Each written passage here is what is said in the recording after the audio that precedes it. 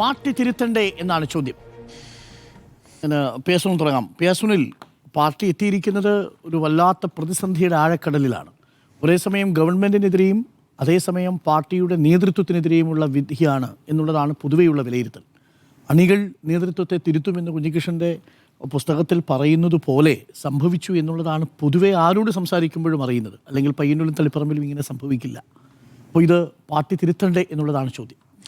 ഉറപ്പായും പാർട്ടി തിരുത്തണം. പാർട്ടി തിരുത്തിയില്ല എങ്കിൽ ഒരുപക്ഷെ ഇനി വരാനിരിക്കുന്ന തെരഞ്ഞെടുപ്പുകളിൽ 2031 കേരളത്തിൽ നടക്കാനിരിക്കുന്ന തെരഞ്ഞെടുപ്പുകളിൽ BJPക്കെതിരെയുള്ള ചേരിയിൽ ഒരു ഘടകകക്ഷിയായി CPM മാറുന്നത് നമുക്ക് കാണേണ്ടി വരും. ആ നിലയിലേക്ക് CPM അല്ലെങ്കിൽ ഇടതുപക്ഷ പാർട്ടികൾ കേരളത്തിൽ തകരുന്നത് നമ്മൾ കാണേണ്ടി വരും എന്നുള്ളതാണ്.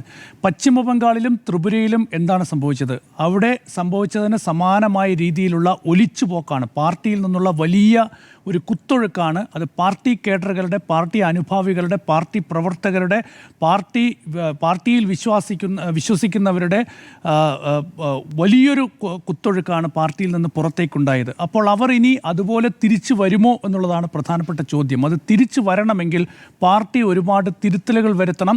പാർട്ടി ഇപ്പോഴത്തെ സമീപനങ്ങളിൽ നിന്നൊക്കെ ഒരുപാട് മാറ്റം വരുത്തണം എന്നുള്ളതാണ്. അപ്പോൾ ഇതൊരു വലിയ പൊളിറ്റിക്കൽ സന്ദേശമാണ്, ഒരു സംഘടനാപരമായ സന്ദേശമാണ് ഈ തെരഞ്ഞെടുപ്പ് CPIMന് നൽകുന്നത്. കാരണം CPIM എന്ന് പറയുന്നത് കേരളത്തിലെ ഇടതുപക്ഷത്തിന് നേതൃത്വം നൽകുന്ന, ഇന്ത്യയിലെ ഇടതുപക്ഷത്തിന് നേതൃത്വം നൽകുന്ന പാർട്ടി എന്ന നിലയിൽ തന്നെയാണ്. പശ്ചിമ ബംഗാളിലായിക്കോട്ടെ, ത്രിപുരയിലായിക്കോട്ടെ, കേരളത്തിലായിക്കോട്ടെ. പശ്ചിമ ബംഗാളിലും ത്രിപുരയിലും എന്താണ് സംഭവിച്ചത്? ആ രണ്ട് സംസ്ഥാനങ്ങളിൽ പാർട്ടി അധികാരത്തിൽ നിന്ന് പുറത്തുപോയ ശേഷം ഇതുവരെയും പാർട്ടിക്ക് തിരിച്ചു വരാൻ സാധിച്ചിട്ടില്ല. കഴിഞ്ഞ 25 വർഷത്തിന് ശേഷം ഇതാദ്യമായിട്ടാണ് പശ്ചിമ ബംഗാളിൽ ഒരു MLAക്ക് വിജയിക്കാൻ സാധിക്കുന്നത്. അപ്പോൾ ഇത്തവണ ആകെ 294 നിയമസഭാ മണ്ഡലങ്ങളിലാകെ ഒരിടത്താണ് CPIM വിജയിക്കുന്നത്. ഇനി എന്ന് പശ്ചിമ ബംഗാളിൽ രാഷ്ട്രീയമായി CPMന് തിരിച്ചു വരാൻ കഴിയും എന്ന കാര്യത്തിൽ ഒരു പ്രതീക്ഷയുമില്ല. അവിടെയാണ് കേരളത്തിൽ കൂടി വലിയ തിരിച്ചടി പാർട്ടി ഏറ്റുവാങ്ങുന്നത്. നമുക്ക് അരവിന്ദ് കെജ്രിവാളിൻ്റെ കഥയറിയാലോ. അരവിന്ദ് കെജ്രിവാൾ എങ്ങനെയാണ് ഡൽഹിയിൽ അധികാരത്തിൽ വരുന്നത്? അവിടെ സാധാരണക്കാർക്കൊപ്പം നിന്ന്, അവിടെ സാധാരണക്കാരുടെ പ്രശ്നങ്ങൾ ഉയർത്തിക്കൊണ്ട്, അവിടെ കോൺഗ്രസ് എന്ന് പറയുന്ന പാർട്ടി നടത്തിയ അഴിമതിയിൽ നിന്ന്, അവിടുത്തെ കെടുകാര്യസ്ഥതയിൽ നിന്ന് വെറുത്ത് ജീവിച്ച മനുഷ്യർ കോൺഗ്രസിനെ എടുത്തെറിഞ്ഞുകൊണ്ടാണ് അരവിന്ദ് കെജ്രിവാളിനെ ഉയർത്തിപ്പിടിക്കുന്നത്. ആ അരവിന്ദ് കെജ്രിവാളിനെ 10 വർഷത്തിന് ശേഷം എങ്ങനെയാണോ കോൺഗ്രസിനെ തൂത്തെറിഞ്ഞത്, അതിന് സമാനമായ രീതിയിൽ തൂത്തെറിയുകയാണ് ചെയ്തത് ദില്ലിയിലെ ജനങ്ങൾ. അപ്പോൾ കോൺഗ്രസിന് ആ ഒരു 10 വർഷത്തിന് ശേഷം 2013 തെരഞ്ഞെടുപ്പിലാണ് ആദ്യം കോൺഗ്രസ് അവിടെ പരാജയപ്പെടുന്നത്. ഇന്ന് വരെ ഡൽഹി നിയമസഭയിൽ ഒരു സീറ്റിൽ പോലും കോൺഗ്രസിന് വിജയിക്കാൻ സാധിച്ചിട്ടില്ല. ഇത്തവണത്തെ അസംബ്ലി തെരഞ്ഞെടുപ്പിൽ പോലും ഒരു സീറ്റിൽ കോൺഗ്രസിന് അവിടെ വിജയിക്കാൻ സാധിച്ചിട്ടില്ല. അവിടെ അരവിന്ദ് കെജ്രിവാൾ ഇനി തിരിച്ചു വരാൻ പോകുന്നില്ല എന്നത് ഇപ്പോഴത്തെ രാഷ്ട്രീയ സാഹചര്യം പരിശോധിച്ചാൽ നമുക്ക് വളരെ വ്യക്തമാകും. അപ്പോൾ അവിടേക്കൊക്കെ കടന്നു കയറിയ പാർട്ടിയാണ് BJP എന്ന് പറയുന്നത്. അപ്പോൾ BJP എല്ലാ സംസ്ഥാനങ്ങളിലും രാഷ്ട്രീയമായി വളരാൻ ശ്രമിക്കുന്നു. ഏറ്റവും പ്രധാനപ്പെട്ട കാര്യം, 2019 നരേന്ദ്രമോദി വിജയിപ്പിച്ച ഡൽഹിയിലെ 7 ലോക്സഭാ സീറ്റിലും BJP വിജയിപ്പിച്ച ഡൽഹിയിലെ ജനങ്ങളാണ് 2020 തെരഞ്ഞെടുപ്പിൽ അരവിന്ദ് കെജ്രിവാളിനെ അധികാരത്തിൽ കയറ്റുന്നത്. അപ്പോൾ ഡൽഹിയിൽ അരവിന്ദ് കെജ്രിവാൾ മതി എന്ന് തീരുമാനിച്ചിടത്ത് നിന്ന് അരവിന്ദ് കെജ്രിവാളിനെ തൂത്തെറിയാൻ ഡൽഹിയിലെ ജനങ്ങൾ തയ്യാറായി എന്നത് വലിയൊരു പൊളിറ്റിക്കൽ മെസ്സേജാണ്. അത് എല്ലാ രാഷ്ട്രീയ പാർട്ടികൾക്കും ഉള്ളൊരു മെസ്സേജാണ്. അവിടെ നിന്ന് നമ്മൾ കേരളത്തെ അസസ് ചെയ്യുമ്പോൾ നോക്കൂ, ഈ തെരഞ്ഞെടുപ്പ് എന്ന് പറയുന്നത് CPMനും ഇടതുപക്ഷത്തിനും ജനങ്ങൾ നൽകിയിട്ടുള്ളൊരു വലിയ മെസ്സേജാണ്. അവിടെ നിന്ന് CPIM, ഏറ്റവും വലിയ പാർട്ടിയായ ഇടതുപക്ഷത്തെ പാർട്ടിയായ CPIM പാഠങ്ങൾ പഠിച്ചില്ല എങ്കിൽ അത് ഒരുപക്ഷെ ഞാൻ നേരത്തെ തുടക്കത്തിൽ പറഞ്ഞതുപോലെ ഒരു ചെറിയ പാർട്ടിയായി, ഒരു സഖ്യകക്ഷി അംഗമായി മാറുന്നൊരവസ്ഥയിലേക്ക് CPMനെ കൊണ്ടെത്തിക്കും. കാരണം BJPയുടെ വളർച്ച അപകടകരമായ രീതിയിലാണ്. ഇന്ന് കേരളത്തിൽ ഈ ഒരു തെരഞ്ഞെടുപ്പ് പൂർത്തിയാകുമ്പോൾ നമുക്കറിയാം 4,68,339 വോട്ടിൻ്റെ വളർച്ചയാണ് BJP കേരളത്തിൽ നേടിയിരിക്കുന്നത്. 22% വോട്ട് വർധന കേരളത്തിൽ നേടിയിരിക്കുകയാണ്. CPMനുണ്ടായിട്ടുള്ള നഷ്ടം നോക്കൂ, 12.5 ലക്ഷം വോട്ടാണ് CPIMൽ നിന്ന് ചോർന്നു പോയത്. 12.5 ലക്ഷം വോട്ട്. അവിടെ BJP 4,68,339 വോട്ടാണ് BJP പിടിച്ചിരിക്കുന്നത്. LDFിൽ നിന്ന്. അപ്പോൾ CPMന് ആകെ കിട്ടിയിരിക്കുന്ന വോട്ട് 21%. അതായത് മൊത്തം പോൾ ചെയ്ത വോട്ടിൽ CPM ആകെ നേടിയിരിക്കുന്നത് 21% വോട്ട് മാത്രമാണ്. എത്രമാത്രം വോട്ട് ചോർച്ചയാണ് CPMൻ്റെ കാര്യത്തിൽ ഉണ്ടായിരിക്കുന്നത് എന്നതാണ്. അപ്പോൾ ഇത് അതീവ ഗൗരവമായ പ്രശ്നമാണ്. ഈ ചോർന്നു പോയിട്ടുള്ള വോട്ടുകളിൽ വലിയൊരു ഭാഗം എന്ന് പറയുന്നത് പാർട്ടി കേഡറുകളുടെ വോട്ടുകളാണ്. പാർട്ടി അണികളുടെ, പ്രവർത്തകരുടെ, പാർട്ടിയിൽ വിശ്വസിക്കുന്ന പാർട്ടി അനുഭാവികളുടെ, ഇവരുടെ വോട്ടാണ് ചോർന്നു പോയത്. അപ്പോൾ ആ വോട്ട് തിരിച്ചു വരണമെങ്കിൽ CPM തിരുത്തലുകൾ വരുത്തിയേ മതിയാകൂ, തെറ്റുതിരുത്തൽ വരുത്തിയേ മതിയാകൂ. സ്വയം വിമർശനപരമായി ഈ കാര്യങ്ങൾ ഉൾപ്പെടുത്തിക്കൊണ്ട് എവിടെയാണ് തെറ്റ് പറ്റിയത് എന്ന് CPM പരിശോധിച്ചതിൽ തിരുത്തൽ വരുത്തണം. നോക്കൂ, ഇവിടെ ഏറ്റവും പ്രധാനപ്പെട്ട പ്രശ്നം, നമ്മൾ രാഷ്ട്രീയ നേതാക്കൾ എന്ന് പറയുമ്പോൾ അവർ ജനത്തെ സേവിക്കുന്നവരാകണം. ജനത്തെ സേവിക്കുന്നവരാണ് രാഷ്ട്രീയക്കാർ. ജനം രാഷ്ട്രീയ നേതാക്കളെ സേവിക്കുന്നവരായി രാഷ്ട്രീയ നേതാക്കൾ കണ്ടു കഴിഞ്ഞാൽ എങ്ങനെ സംഭവിക്കുമെന്നുള്ളതാണ്. ഇവിടെ അങ്ങനെ ഒരു രാഷ്ട്രീയ പ്രചരണം ഉണ്ടായപ്പോൾ അത് കേരളത്തിലെ ജനങ്ങൾ വിശ്വസിച്ചു എന്നിടത്ത് നമ്മൾ മനസ്സിലാക്കേണ്ടത് അവിടെ അങ്ങനെയൊക്കെ എന്തൊക്കെയോ കുഴപ്പങ്ങൾ ഉണ്ടായി എന്നുള്ളതാണ്. കോൺഗ്രസ്സിലെ കുടുംബാധിപത്യത്തെ ഏറ്റവും രൂക്ഷമായി വിമർശിക്കുന്ന പാർട്ടിയാണ് CPM. കോൺഗ്രസ്സിലെ നെഹ്റു കുടുംബത്തിൻ്റെ കയ്യിലാണ്, ഒരു കുടുംബത്തിൻ്റെ പാർട്ടിയാണ് എന്ന് പറയുന്നു. ഒരു കോൺഗ്രസ് പാർലമെൻ്ററി സീറ്റുകൾ കോൺഗ്രസ്സിലെ ഓരോ നേതാക്കളും കുടുംബ സ്വത്താക്കി വെക്കുന്നതിനെ രാഷ്ട്രീയമായി വിമർശിച്ച് മുന്നോട്ട് പോകുന്നൊരു പാർട്ടിയാണ് CPM. അങ്ങനെ വിമർശിക്കുമ്പോഴാണ് നമുക്കറിയാലോ ഈ തെരഞ്ഞെടുപ്പിൽ തളിപ്പറമ്പിൽ ആ തീരുമാനം എടുത്തത്. CPIM സംസ്ഥാന സെക്രട്ടറി MLA സ്ഥാനം ഒഴിയുന്ന സ്ഥാനത്തേക്ക് അദ്ദേഹത്തിൻ്റെ ഭാര്യയെ സ്ഥാനാർത്ഥിയാക്കുന്നു. ശരിയാണ്, PK ശ്യാമള എന്ന് പറയുന്ന നേതാവ് പാർട്ടിയിൽ പ്രധാനപ്പെട്ട ഒരുപാട് സ്ഥാനങ്ങൾ വഹിച്ച ആളൊക്കെയാണ്. പക്ഷേ അത് കൊടുത്ത പൊളിറ്റിക്കൽ മെസ്സേജ് എന്ന് പറയുന്നത് CPM-ന് വലിയ തിരിച്ചടിയായി എന്നുള്ളതാണ്. അവിടെ TK ഗോവിന്ദൻ്റെ വിജയം, വോട്ടിംഗ് ശതമാനം എത്രയാണ്? 20,000-ലധികം വോട്ടിംഗ് ശതമാനം ഭൂരിപക്ഷത്തിലാണ് അദ്ദേഹം വിജയിക്കുന്നത്. അതുപോലെ തന്നെയാണ് പയ്യന്നൂരിലുണ്ടായ തിരിച്ചടി എന്ന് പറയുന്നത്.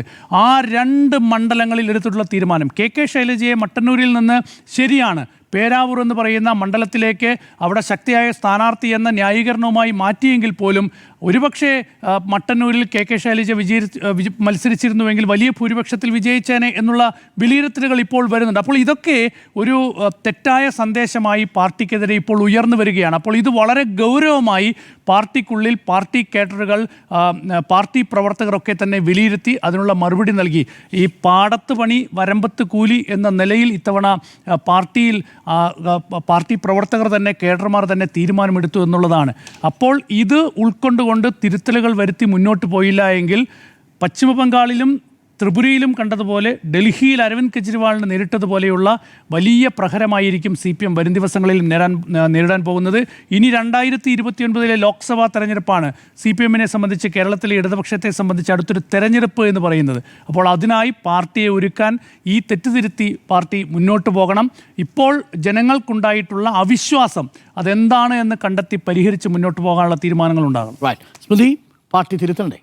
പാർട്ടി തിരുത്തേണ്ടതാണ്. പക്ഷേ എത്രത്തോളം തിരുത്തും എന്നുള്ളത് എനിക്ക് ഒരു സംശയമുണ്ട്. ഇത്രത്തോളം അലാമിംഗ് സിറ്റുവേഷൻ ആണ് എന്നുള്ളത് ഇപ്പോൾ സുനിൽ പറഞ്ഞല്ലോ. അത് എത്രത്തോളം പാർട്ടി ഉൾക്കൊള്ളുന്നു അല്ലെങ്കിൽ പാർട്ടിയിലെ നേതാക്കൾ ഉൾക്കൊള്ളുന്നു എന്നുള്ള കാര്യത്തിൽ സംശയമുണ്ട്. ഇന്നലെ പാർട്ടി സെക്രട്ടേറിയറ്റിൽ നിന്ന് പുറത്തു വന്നിരിക്കുന്ന പ്രസ്താവനയിൽ പരാജയം അപ്രതീക്ഷിതമാണ്, പരാജയത്തെ അംഗീകരിച്ചുകൊണ്ട് വന്ന പോരായ്മകൾ തിരുത്തുന്നതിന് ആവശ്യമായ നടപടികൾ സ്വീകരിക്കുമെന്ന് ആദ്യ വരിയിൽ പറഞ്ഞ ശേഷം പിന്നെ അങ്ങോട്ട് ഈ തെരഞ്ഞെടുപ്പ് സമയത്ത് കേട്ട കാര്യങ്ങളൊക്കെ തന്നെയാണ്, നേട്ടങ്ങളുടെ പട്ടിക അങ്ങോട്ട് നിരത്തുകയാണ്. എന്നിട്ട് അവസാനം BJP വന്നതിനെക്കുറിച്ച്, BJP 3 സീറ്റ് നേടിയ കാര്യത്തിലും അതിൽ കോൺഗ്രസിനെ കുറ്റപ്പെടുത്തുന്ന ഒരു പ്രതികരണം അവിടെ നടത്തുകയാണ്. മാറി മാറി ഭരണത്തിൽ വരികയെന്ന കേരളത്തിന്റെ പതിവ് രീതിയെ മാറ്റിമറിച്ചുകൊണ്ട് കഴിഞ്ഞ 10 വർഷക്കാലം LDF സർക്കാർ സംസ്ഥാനത്ത് ഭരണത്തിലിരുന്ന് ജനങ്ങൾക്ക് നൽകിയ വാഗ്ദാനങ്ങളെല്ലാം പൂർത്തീകരിച്ചു തുടങ്ങിയ ഒരു നേട്ടത്തിന്റെ പട്ടികയാണ് അവിടെ പ്രസ്താവനയായി വരുന്നത്. അതിലും അപ്പുറമാണല്ലോ നമ്മൾ ഇന്നലെ പറഞ്ഞ M സ്വരാജിന്റെ ഫേസ്ബുക്ക് പോസ്റ്റ്. 2 തവണ ഇവർ ഭരിച്ചല്ലോ, ഇനി ഒരു തവണ അവർ ഭരിക്കട്ടെ എന്ന തികച്ചും ഉദാസീനവും അരാഷ്ട്രീയവുമായ ചിന്ത വോട്ടർമാരെ സ്വാധീനിച്ചിട്ടുണ്ട് എന്ന് പറഞ്ഞ് വോട്ടർമാരെ കുറ്റപ്പെടുത്തുകയാണ്. അപ്പോൾ ഈ അപകട സാഹചര്യം കൃത്യമായി മനസ്സിലാക്കി ഒരു പ്രസ്താവന പുറപ്പെടുവിച്ചത് CPI ആണ്. CPIയുടെ പ്രതികരണത്തിൽ ജനാധിപത്യ വ്യവസ്ഥയിൽ എല്ലാവരേക്കാൾ വലിയവർ ജനങ്ങളാണ്. ആ ജനങ്ങളുടെ വിധിയെഴുത്തിനെ കമ്മ്യൂണിസ്റ്റ് പാർട്ടിയും LDF-ഉം വിനയപൂർവ്വം അംഗീകരിക്കുന്നു. ആ വിനയപൂർവ്വം എന്നുള്ള വാക്ക് ഒരു പ്രധാനപ്പെട്ട വാക്കാണ്, ഒരു വലിയ വാക്കാണ്. ആ വിനയപൂർവ്വം അംഗീകരിക്കുന്നു. അപ്പോൾ 3-ാം ഊഴം ഉറപ്പിക്കുമെന്ന പ്രതീക്ഷയ്ക്കാണ് തിരിച്ചടി ഉണ്ടായിരിക്കുന്നത്. അതിൻ്റെ കാരണങ്ങളെക്കുറിച്ച് മുൻവിധി കൂടാതെയുള്ള പരിശോധന ആവശ്യമാണ്. മുൻവിധി കൂടാതെയുള്ള പരിശോധനയ്ക്ക് CPIM തയ്യാറാകുമോ എന്നുള്ളതാണ് ഏറ്റവും പ്രധാനപ്പെട്ട ചോദ്യം. 67 എന്ന സംഖ്യയിൽ നിന്നും 26ലേക്ക് എങ്ങനെ കൂപ്പുകുത്തി എന്ന സ്വയം വിമർശനാത്മകമായ പരിശോധനയിലേക്ക് CPIM കടക്കുമോ എന്നുള്ള ഏറ്റവും പ്രധാനപ്പെട്ട ചോദ്യം ഞാൻ ചോദിക്കുമ്പോൾ അങ്ങനെ കടക്കും എന്നതിൻ്റെ ഒരു സൂചന പോലും നൽകുന്നില്ല എന്നുള്ള അങ്ങേയറ്റം നിരാശാജനകമാണ്. അപ്പോൾ എങ്ങനെ തോറ്റുന്ന പരിശോധനയിൽ ഇപ്പോൾ തോമസ് ഐസക്കിനെ പോലുള്ള മുതിർന്ന നേതാക്കൾ ആ പരാജയത്തിൻ്റെ കാരണങ്ങൾ പരിശോധിക്കാൻ ഇപ്പോൾ തയ്യാറായി വരുന്നുണ്ട്. അപ്പോൾ ധാർഷ്ട്യം എന്ന വാക്കാണ് അദ്ദേഹത്തിനോട് ചോദ്യമായി വന്നതാണ്. ധാർഷ്ട്യം അതൊരു ഘടകമായിട്ടുണ്ടെങ്കിൽ അത് നേതാക്കൾ പരിശോധിക്കണമെന്നൊരു വാചകം അദ്ദേഹത്തിൽ നിന്ന് വരികയാണ്. ഇന്നിപ്പോൾ വി അരുൺകുമാറിൻ്റെ പ്രതികരണം വന്നല്ലോ, ജനഹിതം എപ്പോഴും ശരിയായിരിക്കും എന്നുള്ളൊരു പ്രതികരണം. അപ്പോൾ ജനഹിതം ശരിയായെങ്കിൽ ആ ശരി എങ്ങനെ സംഭവിച്ചു, ആ ശരിയിലേക്ക് അങ്ങനെ എത്തി എന്നൊരു പരിശോധന ആവശ്യമല്ലേ? കൽപ്പറ്റ മാഷ് എന്ന് പറഞ്ഞിരിക്കുന്നത് ജനാധിപത്യ ബോധമുള്ള ജനങ്ങളുടെ ജീവൻ രക്ഷാ പ്രവർത്തനം എന്നാണ്. അപ്പോൾ ഒരു ജീവൻ രക്ഷാ പ്രവർത്തനത്തിലേക്ക് വരേണ്ട രീതിയിൽ ജനങ്ങൾ അത്രത്തോളം ആശങ്കപ്പെടുന്ന ഒരു കാലമായിരുന്നു ഈ 10 വർഷം എന്നൊരു ചോദ്യം വരുന്നുണ്ട്. ആദ്യത്തെ 5 വർഷം അങ്ങനെയായിരുന്നു എന്ന് എനിക്ക് അഭിപ്രായമില്ല. പക്ഷേ ഒരു തുടർ ഭരണം ഒരു കോവിഡ് പോലുള്ളൊരു മഹാമാരിയിൽ സംഭവിച്ച ഒരു രക്ഷകർ ആയി നിൽക്കുന്നു എന്നുള്ള തോന്നൽ നൽകിയ തുടർഭരണമാണ്. അതല്ലാതെ ഒരു വലിയ നേട്ടത്തിൻ്റെ തുടർച്ച എന്ന രൂപത്തിൽ അതിനെ വ്യാഖ്യാനിക്കുകയും ഈ കിട്ടിയ 10 വർഷത്തെ അത് ഇങ്ങനെ പറഞ്ഞ് ഞങ്ങളിതാ ചെയ്തില്ലേ, ഞങ്ങളിതാ ഗംഭീരമായി നടത്തിക്കൊണ്ടിരിക്കുന്നു എന്നിങ്ങനെ പറഞ്ഞ് പരത്താനുള്ള ഒരു ശ്രമം അവിടെ നടത്തുകയാണ്. അത് എത്രത്തോളം ശരിയായിരുന്നു എന്നുള്ള പരിശോധന അവിടെ നടത്തുന്നുണ്ടോ എന്നൊരു ചോദ്യം. നോക്കൂ, ഈ മുന്നണിയിൽ 8 കക്ഷികൾ സംപൂജ്യരായി കേട്ടോ, ഈ LDF മുന്നണിയിൽ. അതിൻ്റെ ഉത്തരവാദിത്വം CPM-നാണെന്നാണ് ഞാൻ കരുതുന്നത്. ഏത് പാർട്ടിയാണോ നയിക്കുന്നത് ആ പാർട്ടിക്കാണ് അതിൻ്റെ ഉത്തരവാദിത്വം. ഇവിടെ നയിച്ചത് പിണറായി വിജയനാണ്. ഈ പിണറായി വിജയനാണ് തുടർഭരണത്തിന് കാരണക്കാരനായത് എന്ന് പറയുമ്പോൾ ഈ പരാജയത്തിൻ്റെ കാരണക്കാരനും പിണറായി വിജയനാണ്. ഈ 100 മീറ്റർ അകലത്തിൽ വന്നുകൊണ്ടിരുന്ന ഈ കൂറ്റൻ ഹോർഡിങ്ങുകൾ, ആ ഹോർഡിങ്ങുകൾക്ക് വന്ന നിഷേധ വോട്ടുകൾ എത്രയാണെന്ന് പരിശോധിച്ചിട്ടുണ്ടോ? ആ നിഷേധ വോട്ടുകൾ ഒരു വലിയ ഒരു സംഖ്യ ആയിരിക്കും എന്നാണ് ഞാൻ കരുതുന്നത്. അപ്പോൾ അങ്ങനെ ഒരു പരിശോധനയിലേക്ക് CPM കടക്കുമോ എന്നുള്ളതാണ്. ഈ വീഴ്ച ഒരു വലിയ ഷോക്കാണെന്നൊക്കെ കഴിഞ്ഞ ദിവസത്തിൽ ഇപ്പോൾ നമ്മുടെ കൂടെ നിങ്ങളൊക്കെ തന്നെ പലരും അഭിപ്രായപ്പെട്ടു. എനിക്കതിലൊരു ഷോക്കേ ഇല്ല. കാരണം ഇത് സംഭവിക്കാനിരിക്കുന്നു എന്ന് എനിക്ക് കൃത്യമായി തോന്നിയിരുന്ന കാര്യമാണ്. ഇവിടെ പിണറായി വിജയൻ 2016 അധികാരത്തിൽ കയറുമ്പോൾ പറഞ്ഞൊരു കാര്യമുണ്ട്, ഓരോ ഫയലും ഒരു ജീവിതമാണ്. അതോടൊപ്പം തന്നെ പറഞ്ഞ മറ്റൊരു കാര്യമുണ്ട്, അവതാരങ്ങൾ ഉണ്ടാകാത്ത ഒരു ഭരണം വേണം, അവതാരങ്ങൾ പാടില്ല. എന്നിട്ട് നമ്മൾ പിന്നെ കാണുന്നത് എങ്ങനെയാണ്? അവതാരങ്ങൾ 1, 2, 3 എന്നതിനപ്പുറം ആയിരത്തോളം അവതാരങ്ങൾക്ക് നടുക്ക് നിൽക്കുന്ന മുഖ്യമന്ത്രിയെ, അതായത് ജനങ്ങളുമായി ഒരു കണക്റ്റ് ഇല്ലാത്ത മുഖ്യമന്ത്രിയാണ് കാണുന്നത്. അതിൽ ഒരു ജനത്തിൽപ്പെട്ട ഒരാൾ, ഒരു സഖാവ് ഒരു ചോദ്യം ചോദിക്കുമ്പോൾ വീട്ടിൽ പോയി ചോദിക്കാൻ പറയുന്ന തരത്തിൽ ആ ധാർഷ്ട്യം പ്രകടമായിരുന്നു. ധാർഷ്ട്യം എന്ന് വെച്ചാൽ ജനങ്ങൾ എന്തെങ്കിലും സംസാരിക്കാൻ അടുത്ത് വരുമ്പോൾ ഒരു അറപ്പോടെ മാറ്റി നിർത്തുന്ന ഒരു മുഖഭാവം, ആ മുഖഭാവമൊക്കെ പ്രധാനമാണെന്നേ. ജനങ്ങളെ എത്രത്തോളം സ്നേഹത്തോടെ കരുതലോടെ കാണുന്നു എന്നുള്ളത് ആ മുഖഭാവത്തിൽ പ്രകടമാണ്. ആ മുഖഭാവം ചില സമയത്ത് മാത്രം എടുത്തണിയാനുള്ളതല്ല, അത് മുഴുവൻ സമയത്തും കാണേണ്ടതാണ് നമ്മുടെ നേതാക്കളിൽ. അത് കണ്ടിട്ടുണ്ടോ? അത് പിണറായി വിജയനിൽ നിന്നും പകർന്ന് 1, 2, 3 എന്ന നിലയ്ക്ക് എല്ലാവർക്കും ആ മുഖഭാഗം അത് പകർന്നു കിട്ടുകയാണ്. അപ്പോൾ ഇതാണ് ഈ പാർട്ടിയുടെ മുഖഭാവം എന്ന രൂപത്തിലേക്ക് അത് മാറിക്കഴിഞ്ഞിരിക്കുകയാണ്. അതിൽ നിന്ന് പുറത്ത് കടക്കാൻ, ആ തോടിൽ നിന്ന് പുറത്ത് കടക്കാൻ അത്ര എളുപ്പമല്ല.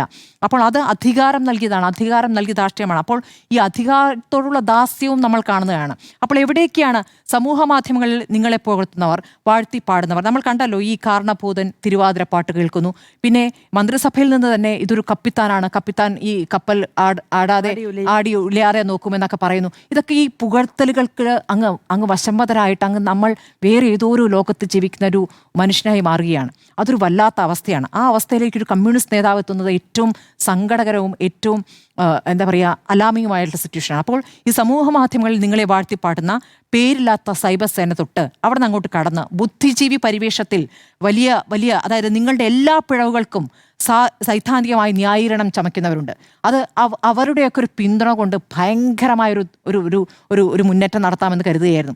അവരിങ്ങനെ എന്ത് പിഴവ് സംഭവിക്കുമ്പോഴും അതിനെ വിമർശിക്കുന്നവർക്കെതിരെ വല്ലാത്ത രീതിയിൽ ആക്രമണം തൊടുത്തുകൊണ്ട് അതിൽ സൈദ്ധാന്തിക ഭാഷ ചമച്ചു വരും. അപ്പുറത്ത് സൈബർ ആക്രമണത്തിൻ്റെ ഭാഷ മറ്റൊന്നായിരിക്കും. ഇത് രണ്ടും ചേരുമ്പടി ചേർത്തുകൊണ്ട് ഒരു മുന്നോട്ട് പോക്കാണ്ടിട്ട്, അപ്പോൾ അങ്ങനെ അങ്ങോട്ട് മുന്നോട്ട് പോയാൽ അതങ്ങനെ കാലാകാലം പോവാം എന്നൊരു തോന്നലായിരുന്നു. ആ രൂപത്തിലാണ് മുന്നോട്ട് പോയത്. ഇപ്പോൾ അതിൽ ചിലർക്കെങ്കിലും കുറച്ച് കഴിഞ്ഞപ്പോൾ ഈ തെരഞ്ഞെടുപ്പ് കഴിഞ്ഞ ശേഷം ഒരു പുനർവിചിന്തനം ഉണ്ടാകുകയും അത് പതുക്കെ അങ്ങനെ ലക്ഷണങ്ങൾ കാട്ടി തുടങ്ങി. അത് ഒരു നേതാവ് കൊണ്ടുവന്ന കുഴപ്പമാണ് എന്ന രൂപത്തിൽ, പിണറായി വിജയനാണ് കുഴപ്പം എന്നത് പതുക്കെ പറയുന്നത് നമ്മൾ കാണാമായിരുന്നു. ഇനി അടുത്ത താവളത്തിലേക്ക് അവർ പോകാൻ കാത്തിരിക്കുകയായിരിക്കും. ആ താവളത്തിലേക്ക് അവരെ കയറ്റിക്കഴിഞ്ഞാൽ അവർക്കും ഇതായിരിക്കും വിധി എന്നുള്ള കാര്യം ഞാൻ ഓർമ്മിപ്പിക്കുകയാണ്. അപ്പോൾ ഈ രൂപത്തിൽ അപ്പോൾ അധികാരത്തിലുള്ള ദാസ്യം, അതുപോലെ ഈ സ്ത്രീപക്ഷ ചിന്ത, നമ്മൾ വിചാരിക്കും എല്ലാ പീഡിതർക്കും ഒരു രക്ഷകനായി അവിടെ മുഖ്യമന്ത്രി ഉണ്ടാകുമെന്ന് കരുതുമ്പോൾ നമ്മൾ എന്താണ് കണ്ടത്? പ്രതിപക്ഷത്തെ ലൈംഗികാരോപിതരെ മാത്രം കാണുന്ന ഒരു പ്രത്യേക കണ്ണട വെച്ച് അങ്ങനെയാണ് അതിനെ കണ്ടുവരുന്നത്. അതിൽ ഒരു തീരുമാനമുണ്ടാകുന്നു. അപ്പോൾ മുഖ്യമന്ത്രി ഒരു കപ്പ് ഉയർത്തിയപ്പോൾ പ്രതീക്ഷയോടെ മുന്നോട്ട് പോയ പല പീഡിതർക്കും തിരിച്ച് അങ്ങനെ അതിലൊരു കരുണ കാണിക്കുന്ന അനുഭവം ഉണ്ടായിട്ടില്ല എന്നുള്ളത്. അപ്പോൾ ഇതൊക്കെ വലിയ രീതിയിൽ ആഘോഷിക്കപ്പെടുകയാണ്. അതായത് നിങ്ങളെ സഹായിക്കേണ്ട, നിങ്ങൾക്കൊപ്പം നിൽക്കേണ്ട സർക്കാർ ചെയ്യുന്ന കാര്യങ്ങളെയൊക്കെ ഒരു വലിയ രീതിയിൽ ഔദാര്യമായി അവതരിക്കും. ഞാൻ പലതവണ ആവർത്തിച്ചുകൊണ്ട് ഞാൻ എല്ലാത്തിലേക്കും പോകുന്നില്ല. അപ്പോൾ ഈ പറയുന്ന വയനാട്ടിലെ ദുരന്തബാധിതരെ സഹായിച്ചതടക്കം എത്രത്തോളം ആഘോഷമായിട്ടാണ് കൊണ്ടു നടന്നിട്ടുള്ളതെന്നൊരു പ്രധാനപ്പെട്ട ചോദ്യമാണ്. നോക്കൂ, വയനാട്ടിൽ വയനാട്ടിൽ മുസ്ലിം ലീഗ് 51 വീടുകൾ വെച്ചു കൊടുത്തല്ലോ. മുസ്ലിം ലീഗ് വയനാട്ടിൽ മത്സരിച്ചിട്ടില്ല. തങ്ങൾ മത്സരിക്കാത്തൊരു ജില്ലയിലാണ് അവരത് ചെയ്തിട്ടുള്ളത്. അപ്പോൾ ഇതൊക്കെ തന്നെയും ഈ എങ്ങനെയാണ് ആ ഒരു വ്യത്യാസമൊക്കെ ആളുകൾ അളക്കുമെന്നേ. നിങ്ങൾ ചെയ്യുന്നത് ഏത് രൂപത്തിലാണ്, അപ്പുറത്തെ രാഷ്ട്രീയ പാർട്ടി എങ്ങനെയാണ് ചെയ്യുന്നത്, നിങ്ങളുടെ സമീപനം എന്താണ്, ഭരിക്കുന്നവരുടെ സമീപനം എന്താണ്, ഇതൊക്കെ അളക്കും.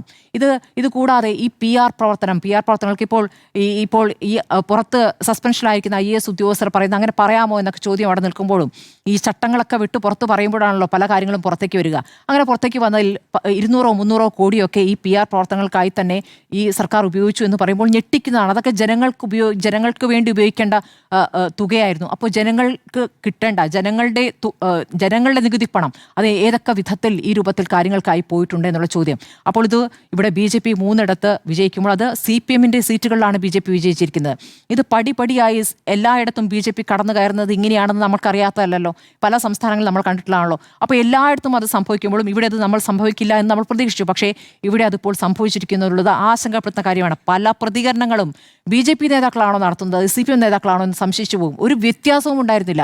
അത്തരം വർഗീയ പ്രതികരണങ്ങൾ ഇവിടെ നടത്തിയിട്ടുണ്ട്. മുസ്ലിം ന്യൂനപക്ഷത്തിനെതിരെ, മുസ്ലിം ലീഗിനെതിരെ നടത്തിയ പ്രതികരണം, ലീഗിനെതിരെയും അങ്ങനെ പറഞ്ഞുകൂടാ. മുസ്ലിം ലീഗിൽ മുസ്ലിം ലീഗിൽ എന്ന് പറഞ്ഞ കമ്മ്യൂണിസ്റ്റ് നേതാക്കൾ നമ്മളെ ഞെട്ടിച്ചതാണ്. ലീഗ് ഒരു പുതിയ പാർട്ടിയാണ്, എത്ര കാലമായി ഇവിടെ പ്രവർത്തിക്കുന്ന പാർട്ടിയാണ്, അത് നമ്മൾ കേട്ടില്ലേ. അത് AK ബാലൻ ഇവിടെ പറഞ്ഞില്ലേ, ആഭ്യന്തര വകുപ്പ് ഇവിടെ ജമാഅത്തെ ഇസ്ലാമി ആയിരിക്കും കൈകാര്യം ചെയ്യുക എന്ന്. ഇവിടെ വെള്ളാപ്പള്ളി നടേശൻ, നോക്കി ഈ തെരഞ്ഞെടുപ്പ് പരാജയത്തിന് ഏറ്റവും പ്രധാനപ്പെട്ട ഘടകം വെള്ളാപ്പള്ളി നടേശനാണ് കേട്ടോ. വെള്ളാപ്പള്ളി നടേശൻ നടത്തിയ വർഗീയ പരാമർശങ്ങൾക്ക് യെസ് മുളുകയും അതിന് മുൻപോ പിൻപോ ഇവർ ആരാണ്, വെള്ളാപ്പള്ളിയാണോ CPM നേതാവാണോ ആദ്യം പറയുമെന്ന് മാത്രം നോക്കിയാൽ മതി. രണ്ടുപേരും ഒരേ കാര്യങ്ങൾ തന്നെ ആവർത്തിക്കുന്നത് നമ്മൾ കണ്ടു. ഇത് ഈ തെരഞ്ഞെടുപ്പിൽ എത്രത്തോളം ബാധിച്ചിട്ടുണ്ടെന്ന് പ്രധാനപ്പെട്ട വിഷയമാണ്. അപ്പോൾ സെക്കുലറായ ജനങ്ങൾ ഒരുമിച്ച് നിന്നുകൊണ്ട് നടത്തിയിരിക്കുന്ന ഒരു വലിയ ജനവിധിയാണിത്. അതിനെ മനസ്സിലാക്കേണ്ടതുണ്ട്. നമ്മൾ ഈ പറയുന്ന ഈ പയ്യന്നൂരിലെ ആ കുറിയ മനുഷ്യൻ നൽകിയിരിക്കുന്ന പാഠമുണ്ടല്ലോ, അതൊരു പ്രധാനപ്പെട്ട പാഠമാണ്. ഈ പയ്യന്നൂരിലും തളിപ്പറമ്പിലുമൊക്കെ 20,000 മുതൽ 40,000 വരെ വോട്ടുകൾ പോയിട്ടുണ്ട്, പാർട്ടി വോട്ടുകൾ പോയിട്ടില്ല. ആ പാർട്ടി വോട്ടുകൾ എവിടെ നിന്നും പോയി എന്നുള്ളതാണ്. മധുസൂദൻ്റെ സ്വന്തം വാർഡിൽ പോലും മധുസൂദന് വോട്ട് കിട്ടിയിട്ടില്ല എന്നുള്ളതാണ്. അപ്പോൾ അത് പരിശോധിക്കണം. അപ്പോൾ പാർട്ടി പരിശോധിക്കും, നടപടിയിലേക്ക് കടക്കുമെന്നൊക്കെ കേൾക്കുന്നു കേട്ടോ കണ്ണൂരിൽ. അതെന്ത് നടപടിയായിരിക്കും എന്നറിയോ? ആ നടപടി എന്നുള്ളത് നഷ്ടപ്പെട്ടു പോയ പാർട്ടി വോട്ടുകൾ, അതിന് പിന്നിൽ പ്രവർത്തിച്ചവർക്കെതിരെയാണ് നടപടി ഇടാൻ പോകുന്നത്. അല്ലാതെ പാർട്ടിയുടെ പിഴവ് തിരുത്തുകയല്ല. കുഞ്ഞികൃഷ്ണനും അപ്പുറത്ത് കൂവി തോൽപ്പിക്കാൻ ശ്രമിച്ച TK ഗോവിന്ദനും പറഞ്ഞ കാര്യങ്ങൾ പരിശോധിക്കുകയല്ല ചെയ്യുക. പകരം ഏത് പാർട്ടി വോട്ട് പോയി, അതിന് ഏതൊക്കെ പാർട്ടി നേതാക്കൾ പങ്കുവഹിച്ചു, ആ നേതാക്കളുടെ തല പോകും. ഇതാണ് ചെയ്യാൻ പോകുന്നത്. അപ്പോൾ എവിടെയാണ് തിരുത്തൽ എന്നുള്ള കാര്യത്തിൽ എനിക്ക് സംശയമുണ്ട്. ഇതാണ് കാലങ്ങളായി CPM തുടരുന്നത്. എപ്പോഴും ഒരു എതിർ ശബ്ദമുയർത്തുന്ന അല്ലെങ്കിൽ ഒരു തിരുത്തൽ ശബ്ദമുയർത്തുന്നവരെ നിശബ്ദരാക്കാൻ ശ്രമിക്കും എന്നുള്ളതാണ് എപ്പോഴും കണ്ടിട്ടുള്ളത്. അപ്പോൾ അങ്ങനെ നിശബ്ദരായി പോയ അനേകായിരം വരുന്ന സഖാക്കൾ നൽകിയ തിരഞ്ഞെടുപ്പ് ഫലമാണ്. അത് തിരിച്ചറിയാൻ കണ്ണ് തുറന്ന് നോക്കിയേ തീരൂ. അത് പാർട്ടി ഇപ്പോൾ ഈ ഇന്ത്യയുടെ ഭൂപടത്തിൽ നിന്നും ചുവപ്പ് മാഞ്ഞു പോകുന്നത് ഞാനൊട്ടും ആഗ്രഹിക്കുന്ന കാര്യമല്ല, അത് ആശങ്കപ്പെടുത്തുന്ന കാര്യമാണ്. ഇപ്പോൾ അറിയാനാവുന്ന ഒരു കാര്യം, രാജ്യസഭയിലേക്കോ ഒരു അംഗത്തെ അയക്കാൻ പോലുമുള്ള ഒരു അംഗബലം ഇപ്പോൾ സംസ്ഥാനത്ത് CPM-നില്ല എന്നുള്ളതാണ്. ഞെട്ടിക്കുന്ന കാര്യമാണ്, ആശങ്കപ്പെടുത്തുന്ന കാര്യമാണ്. അതിൽ തിരുത്തലിലേക്ക്, യഥാർത്ഥ തിരുത്തലിലേക്ക്, ഞങ്ങളുടെ പിഴവുകൾ അത് തിരുത്തുന്നു എന്ന രൂപത്തിലേക്ക് പാർട്ടി വരണം എന്നുള്ളതൊരു അപേക്ഷയാണ്. പാർട്ടി തിരുത്തണ്ടേ എന്നാണ് ചോദ്യം. മധു, തിരുത്തുമെന്ന് പാർട്ടി പ്രഖ്യാപിച്ചിട്ടുണ്ട്. അത് വലിയൊരു പ്രഖ്യാപനമാണ്, അത് വലിയൊരു പ്രതീക്ഷയുമാണ്. നമുക്കല്ല, അത് പാർട്ടിയുടെ അണികൾക്ക് തന്നെയാണ്. ഒരുപാട് മനുഷ്യർ ചോരയും ജീവനും ഒക്കെ കൊടുത്തുണ്ടാക്കിയ ഒരു പ്രസ്ഥാനമാണ്. അതിനോട് കടപ്പാടും അതിനോട് ഇപ്പോഴും പ്രതിബദ്ധതയും ഉണ്ടെങ്കിൽ അങ്ങനെ ആകാം, വേണമെങ്കിൽ എന്നതാണ് എൻ്റെ ടേക്ക്. അതിൽ തോൽക്കില്ല എന്നതിൽ നിന്ന് എങ്ങനെ തോറ്റു എന്നൊരു ചർച്ച ചെയ്തു കളയാം എന്നൊരു മനസ്ഥിതിയിലേക്ക് എത്തിയിട്ടുണ്ടെങ്കിൽ അത് വലിയ പ്രതീക്ഷ തന്നെയാണ് എന്ന് വിചാരിക്കുന്നു. പക്ഷേ നോക്കൂ, ഇപ്പം ഞാൻ ഇതിൻ്റെ ഒരു പഴയ കാര്യങ്ങളിലേക്കുള്ളൊരു ഓഡിറ്റിന് പോകുന്നതിനപ്പുറത്ത് അതിനുശേഷം സംഭവിച്ച ചില കാര്യങ്ങളെക്കുറിച്ച് കൂടി പറഞ്ഞു പോകാമെന്നാണ് വിചാരിക്കുന്നത്. ഒന്ന്, കോൺഗ്രസിന് വോട്ട് ചെയ്ത മനുഷ്യർ വിഡ്ഢികളാണ് എന്നൊരു പരാമർശമുണ്ടായി. കഴിഞ്ഞ ദിവസം M.M. മണിയുടെ മറ്റൊരു പ്രസ്താവനയെക്കുറിച്ച് പറഞ്ഞപ്പോൾ അദ്ദേഹം തിരുത്തി എന്നൊരു ന്യായീകരണമുണ്ടായിരുന്നു. പക്ഷെ അങ്ങനെ പറയാൻ ഇപ്പോഴും ഈ പാർട്ടിയിൽ നിൽക്കുന്ന കമ്മ്യൂണിസ്റ്റ് നേതാക്കൾക്ക് കഴിയുന്നുണ്ട് എങ്കിൽ അത് വലിയ ചികിത്സ വേണ്ടുന്ന ഒരു അസുഖമാണ് എന്ന് പറയേണ്ടിയിരിക്കുന്നു. എങ്ങനെയാണ് ഒരു ജനവിധിയെ, അത് നടത്തിയ ജനങ്ങളുടെ ബൗദ്ധിക നിലവാരത്തെ പരിഹസിക്കുന്നത് എന്ന് ചോദിക്കുമ്പോൾ, ഈ ജനവിധിയുടെ പങ്കുപറ്റി 10 വർഷക്കാലം, ഒരു പതിറ്റാണ്ട് അധികാരത്തിലിരുന്നൊരു പാർട്ടിയാണല്ലോ എന്നാലോചിക്കുമ്പോൾ സഹതപിക്കാൻ മാത്രമേ കഴിയുകയുള്ളൂ എന്നുള്ളതാണ്. മുതിരുംതോറും കമ്മ്യൂണിസ്റ്റ് ബോധ്യം കൂടുതലുണ്ടാകുമെന്നൊക്കെയാണല്ലോ സാധാരണഗതിയിൽ പറയുക. അപ്പോൾ എങ്ങോട്ടാണ് ഈ മുതിരൽ എന്നതിനെക്കുറിച്ച് എനിക്ക് ആശങ്കയുണ്ട്. 2, പാലക്കാട് ഇന്നലെ പിഷാരടിയുടെ റോഡ് ഷോ നടക്കുന്ന സമയത്ത് എന്തൊക്കെയായിരുന്നു അദ്ദേഹത്തിൻ്റെ വിശദീകരണങ്ങൾ? അദ്ദേഹം അരസംഖ്യയാണ്, അദ്ദേഹം രാഷ്ട്രീയ ബോധ്യമില്ലാത്ത ആളാണ്, കോമാളി. അദ്ദേഹം കോമാളിയാണ്, അദ്ദേഹം ദുർബലനായ സ്ഥാനാർത്ഥിയാണ്. എന്നിട്ട് ആ ദുർബലനായ സ്ഥാനാർത്ഥി ഒരു സീറ്റ് വിജയിച്ച് അവിടെ റോഡ് ഷോ നടത്തുമ്പോൾ ജില്ലാ പാർട്ടി ഓഫീസിൽ നിന്ന് കല്ലെടുത്തെറിയാണ്. തിരിച്ച് പാർട്ടി ഇവിടെ തിരിച്ചായിരുന്നു സംഭവിച്ചത്. തിരിച്ചാണ് സംഭവിച്ചത്. മുസ്ലിം ലീഗിന്റെ ഒരു പ്രവർത്തകൻ കല്ലെടുത്ത് വീഡിയോ പാർട്ടി ഓഫീസിലേക്ക് എറിഞ്ഞു. അത് അവർ പാർട്ടി ഓഫീസിലേക്ക് ആ കോമ്പൗണ്ടിൽ നിന്നാണ് വരുന്നത്. ആ കോമ്പൗണ്ട് ആദ്യം എറിഞ്ഞത് കോമ്പൗണ്ടിലേക്കാണ് എറിഞ്ഞത്. പിഷാരടിയുടെ കൂടെ ഉണ്ടായിരുന്ന ആളാണ് വിഷ്വൽ വളരെ വ്യക്തമായി വന്നത്. ശരി, ആയിക്കോട്ടെ. അവിടെ നിന്ന് ആ കല്ല് വരുന്നതാണ് കണ്ടത്. ശരി, അപ്പോഴാണെങ്കിൽ ആ പോലീസുകാർ ആ കോമ്പൗണ്ടിന്റെ ഉള്ളിലേക്ക് പോവുകയും അവിടെ മർദ്ദനം ഉണ്ടാവുകയും ചെയ്തല്ലോ. അപ്പോൾ പോലീസുകാർക്ക് ജഡ്ജ്മെന്റൽ എറർ ഉണ്ടായതാണോ? അങ്ങനെയാണെങ്കിൽ അങ്ങനെ ആവട്ടെ. അപ്പോൾ ഞാൻ ആ ആദ്യത്തെ ദൃശ്യങ്ങൾ മാത്രമേ കണ്ടുള്ളൂ. അത് അങ്ങനെയല്ല എങ്കിൽ ഞാനത് പിൻവലിക്കാൻ തയ്യാറാണ്. എനിക്കതിൽ മറ്റു നിലപാടുകളൊന്നുമില്ല. പക്ഷെ ഇന്നലെ അങ്ങനെ ഒരു സംഭവം ഉണ്ടായി എന്നതാണ് പ്രധാനം. അതിൽ പാർട്ടി പ്രവർത്തകർക്കാണ് പോലീസിന്റെ ഭാഗത്തുനിന്ന് മർദ്ദനമേറ്റത്.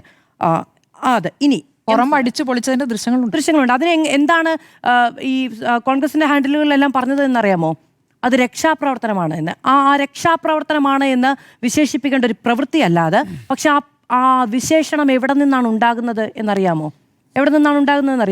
ഞാൻ ഓർക്കുന്നുണ്ട്, എനിക്ക് ഏറ്റവും ബുദ്ധിമുട്ടുണ്ടായ ഒരു ദൃശ്യവും ഒരു ശബ്ദവുമുണ്ട്. ഞാൻ പലയാവർത്തി പറഞ്ഞിട്ടുള്ള ഒന്നാണ്. അത് ആലപ്പുഴയിൽ CMന്റെ ഉദ്യോഗസ്ഥർ, CMന്റെ പേഴ്സണൽ സ്റ്റാഫിൽപ്പെട്ട ആളുകൾ ഇറങ്ങി അടിക്കുന്നൊരു കാഴ്ചയുണ്ടായിരുന്നല്ലോ.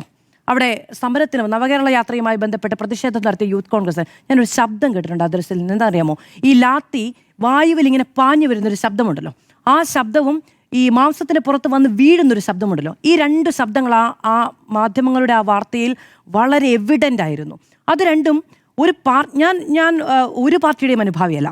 അതൊരു മനുഷ്യന് താങ്ങാൻ കഴിയുന്നതിനപ്പുറത്തുള്ള ഒരു ശബ്ദവും ഒരു കാഴ്ചയുമായിരുന്നു. മനുഷ്യൻ്റെ മാംസത്തിന് പുറത്തേക്ക് അധികാരത്തിൻ്റെ ലാത്തി വന്ന് വീശുന്നത് അതൊരുപാട് കണ്ടിട്ടും കേട്ടിട്ടും കൊണ്ടിട്ടുമുള്ളവരാണ് കമ്മ്യൂണിസ്റ്റുകളെങ്കിൽ അതിനെ തള്ളി പറയാനെന്ന് കഴിഞ്ഞില്ല. അതിനെ രക്ഷാപ്രവർത്തനം എന്ന വിളിപ്പേരുണ്ടായത് എങ്ങനെയാണ് എന്ന് ഒന്ന് ആലോചിച്ചാൽ കൊള്ളാമെന്ന് തോന്നുന്നു. M. സ്വരാജിൻ്റെ ഫേസ്ബുക്ക് പോസ്റ്റ് അത് തുടങ്ങുന്നത് നമ്മൾ ഇന്നലെ പറഞ്ഞതുപോലെ അനർഹമായൊരു തോൽവി എന്നാണ്. ആ തോൽവി അനർഹമാകുന്നത് എങ്ങനെയാണ്? ആ തോൽവി സമ്മാനിച്ചത് ജനങ്ങളാണെങ്കിൽ അനർഹമാകുന്നത് എങ്ങനെയാണ്? ഈ കേഡർ പാർട്ടി വോട്ടുകൾ ചോർന്നതുമായി ബന്ധപ്പെട്ട ആരോപണങ്ങളൊക്കെ ഉണ്ടാകുന്നുണ്ട്. ആ സമയത്ത് ആ തെറ്റുണ്ടായത് നേരത്തെ എം എം മണി വിഡ്ഢികളെന്ന് വിശേഷിപ്പിക്കുന്നു. വടിവത്ത പാർട്ടിയിൽ ഈ പറയുന്ന സത്യാനന്തര കാലത്തിന്റെ വക്താക്കൾ അതിനെ അങ്ങനെ തന്നെയാണ് വിശേഷിപ്പിക്കുന്നത്.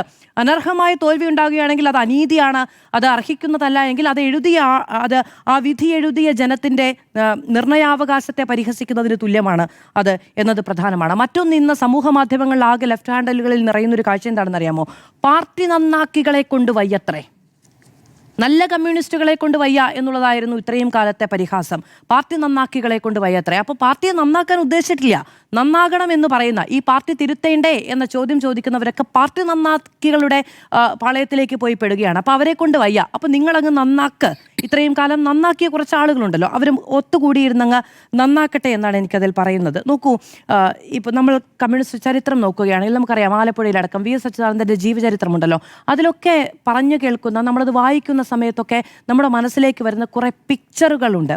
അത് പകലന്തിയോളം പണിയെടുത്തിട്ട് ഈ പറയുന്ന കമ്മ്യൂണിസ്റ്റ് പ്രസ്ഥാനത്തിൻ്റെ ആശയ ആദർശങ്ങൾ സാധാരണക്കാരായ മനുഷ്യരോട് ഒറ്റത്തോർത്ത് മുടുത്ത് വന്നിരുന്ന് എവിടെയെങ്കിലും ഒരു തെങ്ങിൻ്റെ ചുവട്ടിലോ അല്ലെങ്കിൽ മറ്റെവിടെയെങ്കിലും മറയുള്ളിടത്തോ വന്ന് നിന്ന് ഇത് കേൾക്കുകയും സ്വാതന്ത്ര്യത്തെക്കുറിച്ചും മനുഷ്യാവകാശത്തെക്കുറിച്ചും, ഞാൻ ആ വാക്ക് ആവർത്തിച്ച് പറയാൻ ആഗ്രഹിക്കുന്നു, മനുഷ്യാവകാശത്തെക്കുറിച്ചും ബുദ്ധിയുള്ള മനുഷ്യർ, വായനയുള്ള മനുഷ്യർ പറഞ്ഞത് കേട്ട് മനസ്സിലാക്കിയ ആശയധാരയിലേക്ക് വന്ന കുറേ മനുഷ്യർ കൂടിയാണ് ഈ പാർട്ടി എന്ന് പറയുന്നത്. അങ്ങനെയാണ് മാഷ് എന്ന വിളിപ്പേരുണ്ടാകുന്നത്. അവിടെ നിന്ന് ഇപ്പോഴും ഈ പറയുന്ന ആളുകളിലേക്ക് ആ കാലം മാറി മനുഷ്യരുടെ രാഷ്ട്രീയ ബോധ്യമെന്നത് വളർന്നു. അവിടെ നിങ്ങളുടെ ഈ പറയുന്ന ലെക്ചർ ഇപ്പോഴും വേണമെന്നില്ല. കണ്ണിന് മുന്നിൽ കാണുന്നതും കാതിൽ കൊണ്ട് കേൾക്കുന്നതും കുറച്ചുകൂടി നല്ല രാഷ്ട്രീയ ബുദ്ധിയോടെ മനുഷ്യൻ മനസ്സിലാക്കുന്നുണ്ട് എന്ന് തിരിച്ചറിയുക എന്നത് വളരെ പ്രധാനമാണ്. ഇപ്പം നോക്കൂ, ഈ പറയുന്ന കാര്യങ്ങൾ, ഇന്ന് നമ്മൾ ഈ ചർച്ചയിൽ പറഞ്ഞ കാര്യങ്ങളുണ്ടല്ലോ, ഈ കാര്യങ്ങളൊക്കെ ഇതേ ടേബിളിൽ ഇതിനു മുൻപ് ചർച്ചയിൽ വന്നിട്ടുണ്ട്. ഇതിൻ്റെ തലേ ദിവസം വരെ അതൊക്കെ വീഴ്ചകളാണ്, അതൊക്കെ തെറ്റാണ് എന്നാരെങ്കിലും, ഞാൻ ഈ ടേബിളിൻ്റെ കാര്യം മാത്രമല്ല പറയുന്നത്, ആരെങ്കിലും ഒന്ന് സമ്മതിച്ചു തരുമായിരുന്നോ? അത് നോക്കൂ, ആ സ്ഥാനാർത്ഥിത്വവുമായി ബന്ധപ്പെട്ട് പാർട്ടി ഘടകങ്ങളിൽ നിന്ന് ഉയർന്നു വന്ന വിമർശനത്തെ എങ്ങനെയാണ് കൈകാര്യം ചെയ്തത്? അത് വിമർശനം എന്ന നിലയ്ക്ക് പരിഗണിക്കാൻ തയ്യാറായിരുന്നോ എന്നൊരു ചോദ്യമില്ലേ? TK ഗോവിന്ദനെ പോളിംഗ് ബൂത്ത് സന്ദർശിക്കാൻ എത്തുന്ന സമയത്ത് കൂവിത്തോൽപ്പിച്ച ഒരു കൂട്ടമുണ്ടല്ലോ, അദ്ദേഹം ഈ പറയുന്ന പാർലമെന്ററി വ്യാമോഹിയായിരുന്നില്ലേ? എങ്ങനെയാണ് ആ പാർലമെന്ററി വ്യാമോഹിക്ക് വോട്ട് കുത്താമെന്ന് പാർട്ടി കേഡറുകൾ തീരുമാനിച്ചത് എന്ന് ചിന്തിക്കണ്ടേ? അപ്പോൾ ഇതൊക്കെ ഈ തലേ ദിവസം വരെ തിരുത്തട്ടെ, പക്ഷെ തലേ ദിവസം വരെ ഇത് തെറ്റാണെന്ന് ചൂണ്ടിക്കാണിക്കാൻ ഈ പാർട്ടിയിൽ ആരും ഉണ്ടാകാതെ പോയത് എങ്ങനെയാണ്? അത് തെറ്റാണെന്ന് ചൂണ്ടിക്കാണിക്കുന്നവരൊക്കെ വർഗ്ഗവഞ്ചകരായി മാറിയത് എങ്ങനെയാണ്? അവരൊക്കെ പാർലമെന്ററി വ്യാമോഹികളാകുന്നത് എങ്ങനെയാണ്? ഒരു കമ്മ്യൂണിസ്റ്റ് നല്ല കമ്മ്യൂണിസ്റ്റ് ആണെങ്കിൽ ഒന്നെങ്കിൽ തോൽക്കണം, അല്ലെങ്കിൽ മറ്റൊരു പാർട്ടിയിൽ പോകണം, അല്ലെങ്കിൽ മറ്റൊരു മരിച്ചു പോകണം എന്ന് പറയുന്നുണ്ടായിരുന്നല്ലോ. അപ്പോൾ ആ നിലയ്ക്ക് എങ്ങനെയാണ് പാർട്ടി നന്നാക്കികളെ പറഞ്ഞുകൊണ്ടിരുന്നത്? അപ്പോൾ അങ്ങനെ ഈ ഒരു വിമർശന ശബ്ദത്തെയും എതിരഭിപ്രായം ശരി പോകട്ടെ, രാഷ്ട്രീയ താല്പര്യങ്ങളുണ്ടെന്ന് തള്ളിക്കളയാം, ഒരു വിമർശനത്തെ പോലും ഉൾക്കൊള്ളാൻ കഴിയാത്ത പടച്ചട്ടകൾ ഉണ്ടാക്കി വിട്ടത് എന്തിനാണ്? അതുകൊണ്ടുണ്ടായ ലാഭം എന്താണ് എന്നൊന്ന് ചിന്തിച്ചാൽ കൊള്ളാം. അത് നോക്കൂ, വി കുഞ്ഞികൃഷ്ണനെ പാർട്ടിയല്ലേ ആ ചുമതല ഏൽപ്പിച്ചത്? ഓഡിറ്റ് ചെയ്യാൻ പാർട്ടിയല്ലേ ഏൽപ്പിച്ചത്? ഒട്ടും വിശ്വാസമില്ലാത്തൊരു കള്ളനെ താക്കോലേൽപ്പിക്കുന്നത് പോലെയാണോ ഫണ്ട് ഓഡിറ്റുമായി ബന്ധപ്പെട്ട് വി കുഞ്ഞികൃഷ്ണന് ഉത്തരവാദിത്തം പാർട്ടി ഏൽപ്പിച്ചു കൊടുത്തത്? എന്നിട്ട് ആ മനുഷ്യനെയല്ലേ കള്ളൻ എന്ന് വിളിച്ചത്? പാർട്ടിക്കുള്ളിൽ പറഞ്ഞില്ലേ? പാർട്ടിക്കുള്ളിൽ പറയാതെ ആദ്യത്തെ ദിവസം മാധ്യമങ്ങളെ വിളിച്ച് എവിടെയെങ്കിലും പോയി ചർച്ചയ്ക്കിരിക്കുകയാണോ ചെയ്തത്? അല്ല, പാർട്ടിക്കുള്ളിൽ എത്രയോ തവണ പറഞ്ഞിട്ടുണ്ട്. എത്രയോ തവണ പറഞ്ഞ് പരിഹരിക്കപ്പെട്ടിട്ടും അദ്ദേഹം മാപ്പ് പറഞ്ഞു എന്ന് പിന്നീട് പാർട്ടി വിശദീകരിക്കുന്നത് കേട്ടു. ശരി, അതങ്ങനെ നടക്കട്ടെ. എന്നിരുന്നാൽ പോലും നിങ്ങളോട് പറയേണ്ടതില്ല എന്ന് പാർട്ടിയുടെ ജില്ലാ സെക്രട്ടറി മാധ്യമ പ്രവർത്തകരെ വിളിച്ചു പറഞ്ഞില്ലേ? നിങ്ങൾ എന്ന് പറയുന്നത് ആരാണ്? മാധ്യമപ്രവർത്തകർ മാത്രമാണോ? നിങ്ങൾ എന്ന് പറയുന്ന അപ്പുറത്ത് നിൽക്കുന്നത് അറിയാൻ അവകാശമുള്ള എല്ലാവരുമാണ്. പാർട്ടി വിശദീകരിച്ചിട്ടുണ്ട്, വീട് കയറി ഞങ്ങൾ വിശദീകരിച്ചോളൂ മണികളോടെന്ന് പറയുമ്പോൾ എങ്ങനെയാണ് ആ വിശദീകരണം വിശ്വാസത്തിലെടുക്കാതെ തിരിച്ചു വോട്ട് ചെയ്തതെന്ന് ആര് ചോദിക്കും? ഇനി ചോദിക്കുമോ? ഇനിയും ചോദിക്കില്ല. ഇനിയും ചോദിച്ചാലും വലിയ വിമർശനങ്ങളും വെല്ലുവിളികളും നേരിടേണ്ടി വരും എന്നുള്ളതാണ്. ഞാനൊരു കാര്യം പറയട്ടെ, ജനാധിപത്യം എന്ന് പറയുന്ന വാക്കിനുണ്ടല്ലോ, അതിന് വലിയ അർത്ഥങ്ങളുണ്ട്. നമ്മുടെ നാട് ഒരു ജനാധിപത്യ സംവിധാനമാണ്. നമുക്ക് GCC രാജ്യങ്ങളിലേക്ക് നോക്കുകയാണെങ്കിൽ അതൊരു ജനാധിപത്യ സംവിധാനമല്ല. അവിടെ വികസനത്തിന് വല്ല കുറവുമുണ്ടോ? വികസനത്തിന് പാലത്തിന് കുറവുണ്ടോ? റോഡിന് കുറവുണ്ടോ? വലിയ വലിയ കെട്ടിടങ്ങൾക്ക് കുറവുണ്ടോ? ജോലിക്ക് കുറവുണ്ടോ? സർക്കാർ വിഭവങ്ങളുടെ വിൽപ്പന ലാഭത്തിൻ്റെ പങ്കിന് കുറവുണ്ടോ? രാജഭരണമാണ്, കൊടുക്കേണ്ടതില്ല. പങ്കിന് കുറവുണ്ടോ? ഇല്ല, ഒന്നുമില്ല. സോഷ്യൽ സെക്യൂരിറ്റി സ്കീമിന് കുറവുണ്ടോ? ഇല്ല. അതിനപ്പുറം നമ്മുടെ നാടിൻ്റെ ബോധ്യം എന്താണെന്നറിയാമോ? അത് ജനാധിപത്യമാണ്. എനിക്ക് പറയാൻ, എനിക്ക് ചോദിക്കാൻ ഒരു അവകാശമുണ്ട് എന്ന ബോധ്യമാണ്. അതിനെ വെല്ലുവിളിക്കരുത് എന്നുള്ളതാണ്. നോക്കൂ, സപ്ലൈകോയിൽ നിന്ന് സാധനങ്ങൾ കിട്ടുമ്പോൾ അതിൻ്റെ ലാഭവിഹിതം അടുക്കളയിലേക്ക് എത്തുമ്പോൾ മാത്രം ചിന്തിക്കുന്നവരും അതിനനുസരിച്ച് വോട്ട് ചെയ്യുന്നവരുമല്ല ഈ നാട്ടിലെ സ്ത്രീകൾ. ജനാധിപത്യത്തിന് വലിയ വില കൊടുക്കുന്നവരാണ് ഈ നാട്ടിലെ സ്ത്രീകൾ. അവിടെ ആ വോട്ട് വിഹിതത്തിൽ വലിയ ചോർച്ചയുണ്ടായിട്ടുണ്ട് എങ്കിൽ അത് ഏറ്റവും അടിസ്ഥാന വർഗത്തോട്. സ്ത്രീകളുടെ ഒരു പ്രത്യേകത എന്താണെന്ന് അറിയാമോ? അവർ വീടുകളിൽ ഇപ്പോഴും ഇത്രയും കാലത്തെ നവോത്ഥാനത്തിന് ശേഷവും വലിയ തോതിൽ അടിച്ചമർത്തപ്പെടുന്നവരാണ്, വലിയ തോതിൽ ഭരിക്കപ്പെടുന്നവരാണ്. അപ്പോൾ ഈ ഭരിക്കപ്പെടുന്നവൻ്റെ ബുദ്ധിമുട്ട് സാധാരണ പൗരനേക്കാൾ ഒരിഞ്ചാഴത്തിൽ അറിയുന്നവരാണ് സ്ത്രീകൾ. അവർക്ക് വലിയ ബുദ്ധിമുട്ടുണ്ടാകും ജനാധിപത്യ വിരുദ്ധതയുണ്ടായിട്ടുണ്ടെങ്കിൽ. ചോദിക്കാനുള്ള അവകാശങ്ങൾ അടിച്ചമർത്തപ്പെടുമ്പോൾ വലിയ ബുദ്ധിമുട്ടുണ്ടാകും. അതിനവർ മറുപടി പറയും എന്നൊന്ന് ആലോചിച്ചാൽ കൊള്ളാം. പിന്നെ ഒരു കാര്യമുണ്ട്, ഈ നാടിനൊരു നേരുള്ളത് കൊണ്ടാണ് 102 വോട്ട് 102 സീറ്റ് എന്നൊരു വിധിയെഴുത്തുണ്ടായത് എന്ന് ഞാൻ പറയാൻ ആഗ്രഹിക്കുന്നു. എന്താണെന്നറിയാമോ? അണിയറയിൽ പയറ്റാൻ വെച്ചിരുന്ന ഒരു ഉറുമയുണ്ട്. അത് ഈർക്കിലി വെച്ച് വിളക്കി ചേർത്തതാണ്. അതിൻ്റെ പേര് ന്യൂനപക്ഷ കൺസോൾട്ടേഷൻ എന്നുള്ളതായിരുന്നു. അതെടുത്ത് വീശിയനെ, അതെടുത്ത് ഈ നാടിൻ്റെ സോഷ്യൽ ഫാബ്രിക്കിന് നേരെ വീശി കീറിക്കളഞ്ഞനെ. ഇങ്ങനെയല്ലായിരുന്നു വിധിയെഴുത്തെങ്കിൽ അതിനെ ന്യായീകരണം ചമച്ച് അപ്പുറത്ത് വെച്ചിട്ടുണ്ടായിരുന്നു പൊട്ടിക്കാൻ കണക്കിന്. അത് ആ പാളയത്തിലിരുന്ന് പൊട്ടിപ്പോയതാണെന്ന് പറയാൻ ഞാൻ ആഗ്രഹിക്കുന്നു.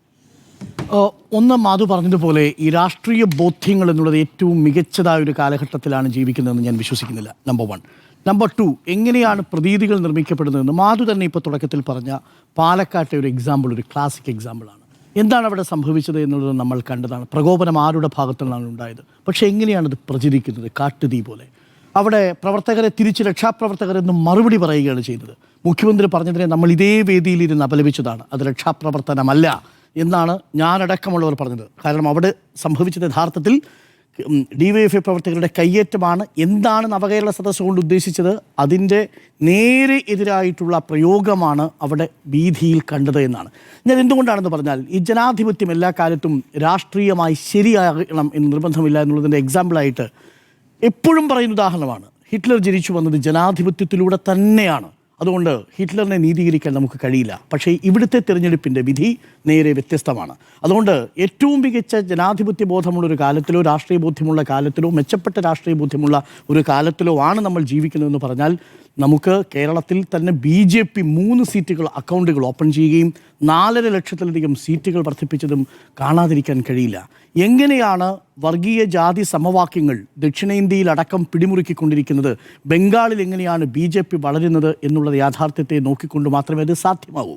അതിന് ഞാൻ 1-2 കാര്യങ്ങൾ മാത്രം തുടക്കത്തിൽ പറയാം. വിശദമായ ഒരുപാട് പഠനങ്ങളും നിരീക്ഷണങ്ങളും ആവശ്യമുണ്ടെങ്കിലും 1-2 കാര്യങ്ങൾ വളരെ വ്യക്തമായി നമ്മുടെ മുന്നിൽ തെളിയുന്നുണ്ട്. പാർട്ടി തിരുത്തണ്ടേ എന്ന് ചോദിച്ചാൽ, പാർട്ടി തിരുത്തിയില്ലെങ്കിൽ അപകടങ്ങൾ പലതാണ് എന്നുള്ളതാണ്. 2 അപകടങ്ങൾ പറയാം, ഏറ്റവും ഗൗരവമേറിയ 2 അപകടങ്ങൾ. ഒന്ന്, പാർട്ടിയുടെ നിലനിൽപ്പുമായി ബന്ധപ്പെട്ട വളരെ സാങ്കേതികമായൊരു അപകടം വരാനിരിക്കുന്നു എന്നുള്ളതാണ്. അത് 2029 ലോക്സഭാ തെരഞ്ഞെടുപ്പിന് ശേഷം സംഭവിക്കാൻ പോകുന്നതാണ്. എന്താണത്? അത് പാർട്ടിയുടെ ദേശീയ പദവി നഷ്ടപ്പെടാനുള്ള സാധ്യതയുണ്ട് എന്നുള്ളതാണ്. CPIM ദേശീയ പദവി ഇപ്പോൾ നിലനിർത്തിയിരിക്കുന്നത് 2029 കഴിയുമ്പോൾ നഷ്ടപ്പെടാനുള്ള സാധ്യത കൂടുന്നു എന്നുള്ളതാണ്. ഇപ്പോൾ നേരത്തെ പറഞ്ഞല്ലോ, പശ്ചിമ ബംഗാളിൽ 1977 മുതൽ 2011 വരെയുള്ള ദീർഘമായൊരു കാലഘട്ടത്തിൽ അധികാരത്തിലുണ്ടായിരുന്ന പാർട്ടി, ത്രിപുരയിൽ 2018 വരെയും 25 വർഷക്കാലം അധികാരത്തിലുണ്ടായിരുന്ന പാർട്ടി ഇന്നിപ്പോൾ അവശേഷിച്ചിരിക്കുന്നത് 4 MP-മാരുമായിട്ടാണ്. 3.5% മാത്രം വോട്ട് ഷെയറാണ് പശ്ചിമ ബംഗാളിൽ ആ പാർട്ടിക്ക് ഇപ്പോഴുള്ളത്. എന്താ സംഭവിക്കാൻ പോകുന്നത്? ഒരു ദേശീയ പാർട്ടിയായിട്ടൊരു പാർട്ടി അംഗീകരിക്കണമെങ്കിൽ നിലവിൽ 6% വോട്ട് 4 സംസ്ഥാനങ്ങളിൽ നിന്ന് വേണം. മിനിമം 4 MP-മാർ വേണം. ഈ സാഹചര്യമുണ്ടെങ്കിൽ ഇന്നിപ്പോൾ നോക്കൂ, 6% വോട്ടുള്ള 2 സംസ്ഥാനങ്ങളേ ഉള്ളൂ. ഒന്ന് കേരളവും മറ്റൊന്ന് തമിഴ്നാടുമാണ്. 2 സംസ്ഥാനങ്ങളേ ഉള്ളൂ. നമുക്ക് രാജസ്ഥാനിൽ നിന്ന് MP ഉണ്ട്, പക്ഷേ അവിടെ 6% വോട്ടില്ല. രണ്ടാമത്തെ ഒരു കണ്ടീഷൻ എന്ന് പറയുന്നത് നിലവിൽ 2% ലോക്സഭാ സീറ്റുകൾ നമുക്കുണ്ടായിരിക്കണം എന്നുള്ളതാണ്. ആ 2% സീറ്റുകൾ എന്ന് പറയുമ്പോൾ 11 സീറ്റുകൾ നമുക്കുണ്ടാവണം. 11 സീറ്റുകൾ CPM-ന് ഇപ്പോൾ ഇല്ല. ആകെയുള്ള സീറ്റുകൾ എത്രയാ? 4. 3 സംസ്ഥാനങ്ങളിൽ നിന്നായിട്ട് 11 സീറ്റുകൾ ഉണ്ടാവുക എന്നുള്ളതാണ്. ആകെ 4 സീറ്റുകൾ 4 സംസ്ഥാനങ്ങളിൽ നിന്നായിട്ട് ഇന്ന് ഈ CPM എന്ന് പറയുന്ന പാർട്ടിക്കുണ്ട്. മൂന്നാമത്തെ അപകടം എന്ന് പറയുന്നത് 4 സംസ്ഥാനങ്ങളിൽ, അല്ലെങ്കിൽ മൂന്നാമത്തെ ക്രൈറ്റീരിയ 4 സംസ്ഥാനങ്ങളിൽ സംസ്ഥാന പാർട്ടി ആയിരിക്കണം എന്നുള്ളതാണ്. ഈ പോക്ക് പോവുകയാണെങ്കിൽ തമിഴ്നാട്ടിലത് സംസ്ഥാന പാർട്ടിയാകുമോ എന്നൊരു ചോദ്യമുണ്ട്. രാജസ്ഥാനിൽ സംസ്ഥാന പാർട്ടിയാകുമോ? ത്രിപുരയിൽ അത് സംസ്ഥാന പാർട്ടി. ത്രിപുരയിൽ ഇപ്പോൾ 10 MLA-മാരുണ്ട് എന്നുള്ളത് കൊണ്ട് ഒരു പക്ഷേ അവിടെ നിലനിൽക്കാൻ സാധ്യതയുണ്ട്. അതൊഴിച്ചു നിർത്തിയാൽ പാർട്ടി 2 സംസ്ഥാനങ്ങളിലേക്ക് മാത്രമായി ചുരുങ്ങുകയും നാമമാത്രമായ ജനപ്രതിനിധികളുടെ സാന്നിധ്യം മാത്രമായി ചുരുങ്ങുകയും ചെയ്യും. അത് 2029 അത് കേരളത്തിൽ നിന്നുകൂടി ഈ പാർട്ടിക്ക് പെർസെൻറ്റേജ് കിട്ടാത്ത സാഹചര്യം ഉണ്ടാകുമോ എന്നുള്ളതാണ്. ഇങ്ങനെ പറയാനൊരു കാരണമുണ്ട്. നേരത്തെ പിയാസുൽ പറഞ്ഞ ആ കണക്കുകളിലേക്ക് ഒരിക്കൽ കൂടി നമുക്കൊന്ന് റീവിസിറ്റ് ചെയ്യേണ്ടതുണ്ട്. നമ്മൾ LDF-ന്റെ വോട്ട് ലോസ് എത്രയാണ് എന്നത് കാൽക്കുലേറ്റ് ചെയ്യുമ്പോഴാണ് അതിൻ്റെ അപകടാവസ്ഥ മനസ്സിലാവുക. ഒപ്പം BJP-യുടെ വളർച്ച കൂടി അതിനാനുപാതികമായി നമ്മൾ കണക്കാക്കണം. LDF-ന്റെ വോട്ട് ഷെയറിൽ ഉണ്ടായിരിക്കുന്ന വലിയ ഇടിവ് 12,83,728 വോട്ടുകൾ 2021 LDF-ന് പോൾ ചെയ്ത മനുഷ്യർ ഇന്ന് അവിടെ നിന്ന് മാറ്റിക്കുത്തിയിരിക്കുന്നു. ആ വോട്ടുകളിൽ ഒരു സിംഹഭാഗവും പോയിരിക്കുന്നത് UDF-ലേക്കാണെന്നുള്ളത് തീർച്ചയാണ്. അതേസമയം ഒരു വിഭാഗം പോയിരിക്കുന്നത് നിശ്ചയമായും BJP-ക്കുമായിരിക്കും. കാരണം UDF-ന് 18,58,386 വോട്ടിൻ്റെ നേട്ടമുണ്ടാക്കാൻ സാധിച്ചിട്ടുണ്ട് 2021 അപേക്ഷിച്ച്. BJP-ക്ക് 4,62,518 വോട്ടിൻ്റെ നേട്ടം ഉണ്ടാക്കാൻ സാധിച്ചിട്ടുണ്ട്. എന്താ ഇത് നൽകുന്ന സന്ദേശം? ഇനി ഞാൻ CPM-ന്റെ കണക്ക് മാത്രം പറയാം. ഇത് LDF-ന്റെ കണക്കാണെങ്കിൽ അത് കേരള കോൺഗ്രസ് മാണിയൊക്കെ ഉണ്ടാവുമല്ലോ.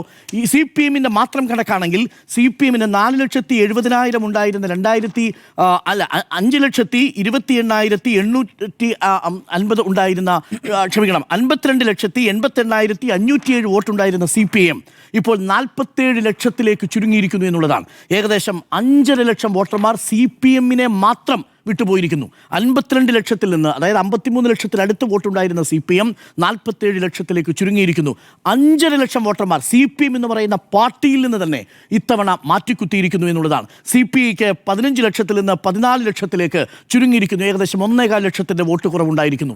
CPM-ലെ ഈ 5.5 ലക്ഷം വോട്ടർമാരിൽ എത്ര പേർ പാർട്ടി അനുഭാവികളുണ്ട്, എത്ര പേർ പാർട്ടി കേഡറിൽപ്പെട്ടവരുണ്ട്? വളരെ പ്രധാനപ്പെട്ട കാര്യമാണ്. ഈ 5.5 ലക്ഷം ആളുകളിൽ എത്ര പേർ BJP-യിലേക്ക് പോയിട്ടുണ്ട് എന്നുള്ളത് പ്രധാനപ്പെട്ട ചോദ്യമാണ്. കാരണം ഇന്നിപ്പോൾ BJP 2ാം സ്ഥാനത്ത് എത്തിയിരിക്കുന്ന മണ്ഡലങ്ങൾ നോക്കൂ. പാലക്കാട്, മലമ്പുഴ, തിരുവല്ല, കാസർഗോഡ്, മഞ്ചേശ്വരം, ആറ്റിങ്ങൽ എന്ന് പറയുന്ന മണ്ഡലം വളരെ പ്രധാനപ്പെട്ടതാണ്. ജയിപ്പിച്ചു വിട്ട കഴക്കൂട്ടം മണ്ഡലം പ്രധാനപ്പെട്ടതാണ്. നേമം മണ്ഡലം പ്രധാനപ്പെട്ടതാണ്. ചാത്തന്നൂർ മണ്ഡലം പ്രധാനപ്പെട്ടതാണ്. 3 മണ്ഡലങ്ങളിൽ ജയിക്കുകയും 6 മണ്ഡലങ്ങളിൽ BJP 2ാം സ്ഥാനത്ത് എത്തുകയും ചെയ്തിരിക്കുന്നു എന്നുള്ളതാണ്. ഏറ്റവും അപകടകരമായ സാഹചര്യം എന്ന് പറയുന്നത്, ഒന്ന്, ഈ പാർട്ടിയുടെ ദേശീയ പദവി സ്ഥാനം സാങ്കേതികമായി നഷ്ടപ്പെടുന്നു എന്നതിനും അപ്പുറത്തേക്ക് BJP എന്ന് പറയുന്ന പാർട്ടിയുടെ വളർച്ച അത് CPI-യുടെ നഷ്ടത്തിൽ നിന്നുണ്ടാകുമോ എന്നുള്ളതാണ്. ഇത് പറയാനുള്ള കാരണം, പശ്ചിമ ബംഗാളിൽ എങ്ങനെയാണോ മമതാ ബാനർജി വരുമ്പോൾ അവിടെ CPM-ൽ നിന്ന് കൂട്ടത്തോടെ വോട്ടുകൾ നടന്ന് മമതാ ബാനർജിയിലേക്ക് പോകുന്നത്, ആ മമതാ ബാനർജിയിലേക്ക് പോയ വോട്ടുകൾ ഇന്ന് കൂട്ടത്തോടെ എത്തിച്ചേർന്നിരിക്കുന്നത് എവിടെയാണ്? BJP-യിലാണ് എന്നുള്ളതാണ്. അതായത് ആദ്യം CPM-ൽ നിന്ന് ഡയറക്റ്റ് BJP-യിലേക്ക് പോകുന്ന വോട്ടുകളേക്കാൾ കൂടുതൽ എളുപ്പം CPM-ൽ നിന്ന് കോൺഗ്രസിലേക്ക് പോവുകയോ UDF-ലേക്ക് പോവുകയോ അവിടെ നിന്നത് BJP-യിലേക്ക് ട്രാൻസ്ഫർ ചെയ്യാനുള്ള സാധ്യതയും നമുക്ക് തള്ളിക്കളയാൻ കഴിയില്ല.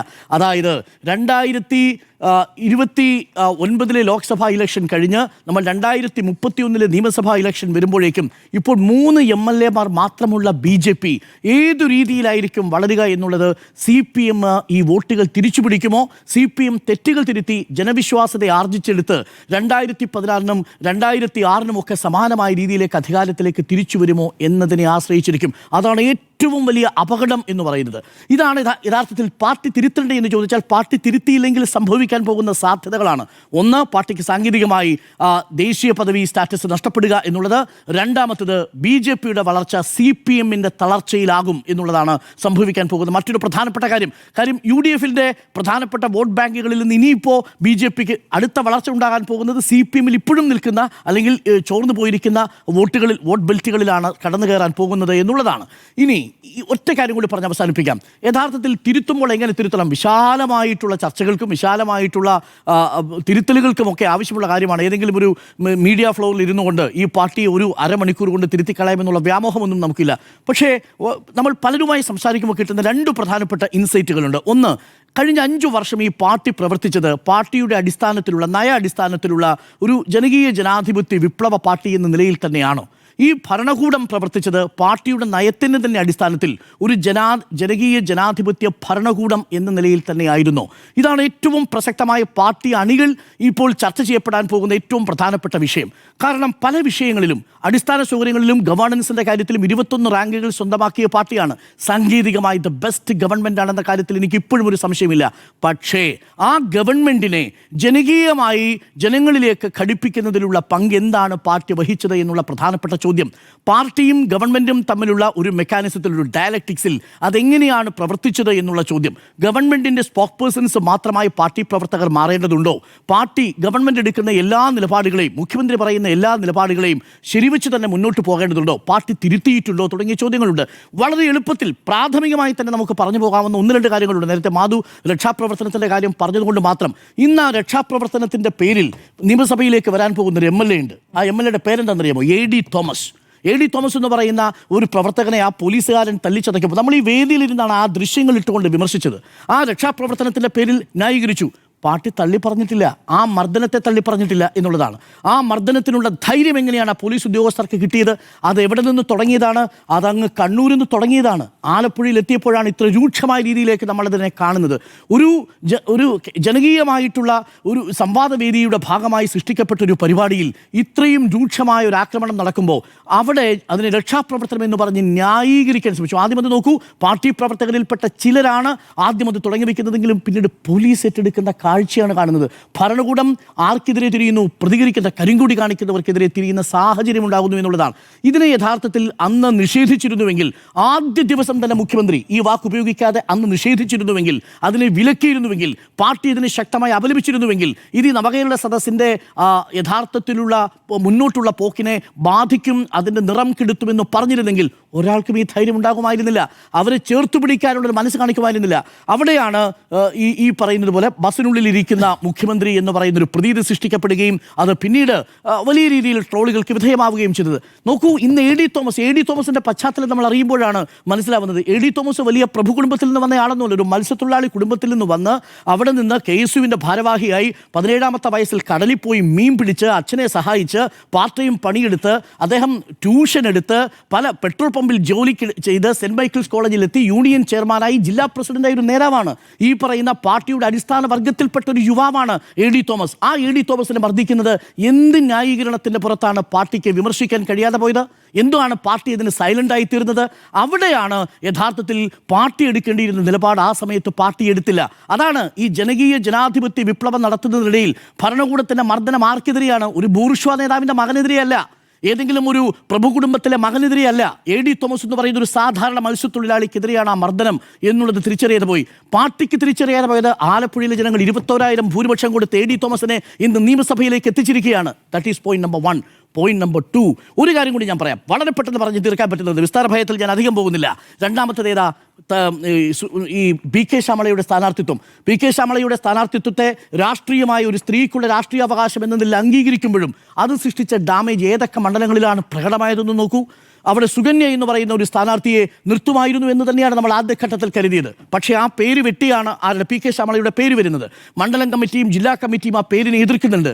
ആ തീരുമാനത്തിൽ അടിയുറച്ചു നിന്നപ്പോൾ നഷ്ടപ്പെട്ടു പോയത് എവിടെയൊക്കെ മണ്ഡലങ്ങളാണ്? തളിപ്പറമ്പ്, പയ്യന്നൂർ, തൃക്കരിപ്പൂർ 3 മണ്ഡലങ്ങൾ നഷ്ടപ്പെട്ടു പോയി. കേരളത്തിലുടനീളം ചുരുങ്ങിയത് 10 മണ്ഡലങ്ങളിലെങ്കിലും അതിൻ്റെ പ്രഭാവം ഉണ്ടായി എന്നുള്ളതാണ്. ഒരൊറ്റ തീരുമാനമാണ് ഈ തീരുമാനത്തിലേക്ക് എത്തിയത്. തളിപ്പറമ്പടക്കം ഒലിച്ചു പോകാനുള്ള കാരണം പയ്യന്നൂരിൽ വി കുഞ്ഞികൃഷ്ണൻ ഉയർത്തിയ കാര്യങ്ങൾ പാർട്ടിക്കടക്കം വിശദീകരിക്കാം. ഇത് നിങ്ങൾ ഉള്ളിൽ പറയേണ്ടതല്ലേ, പാർട്ടി വിരുദ്ധ പ്രവർത്തനമാണെന്നൊക്കെ പറയാം.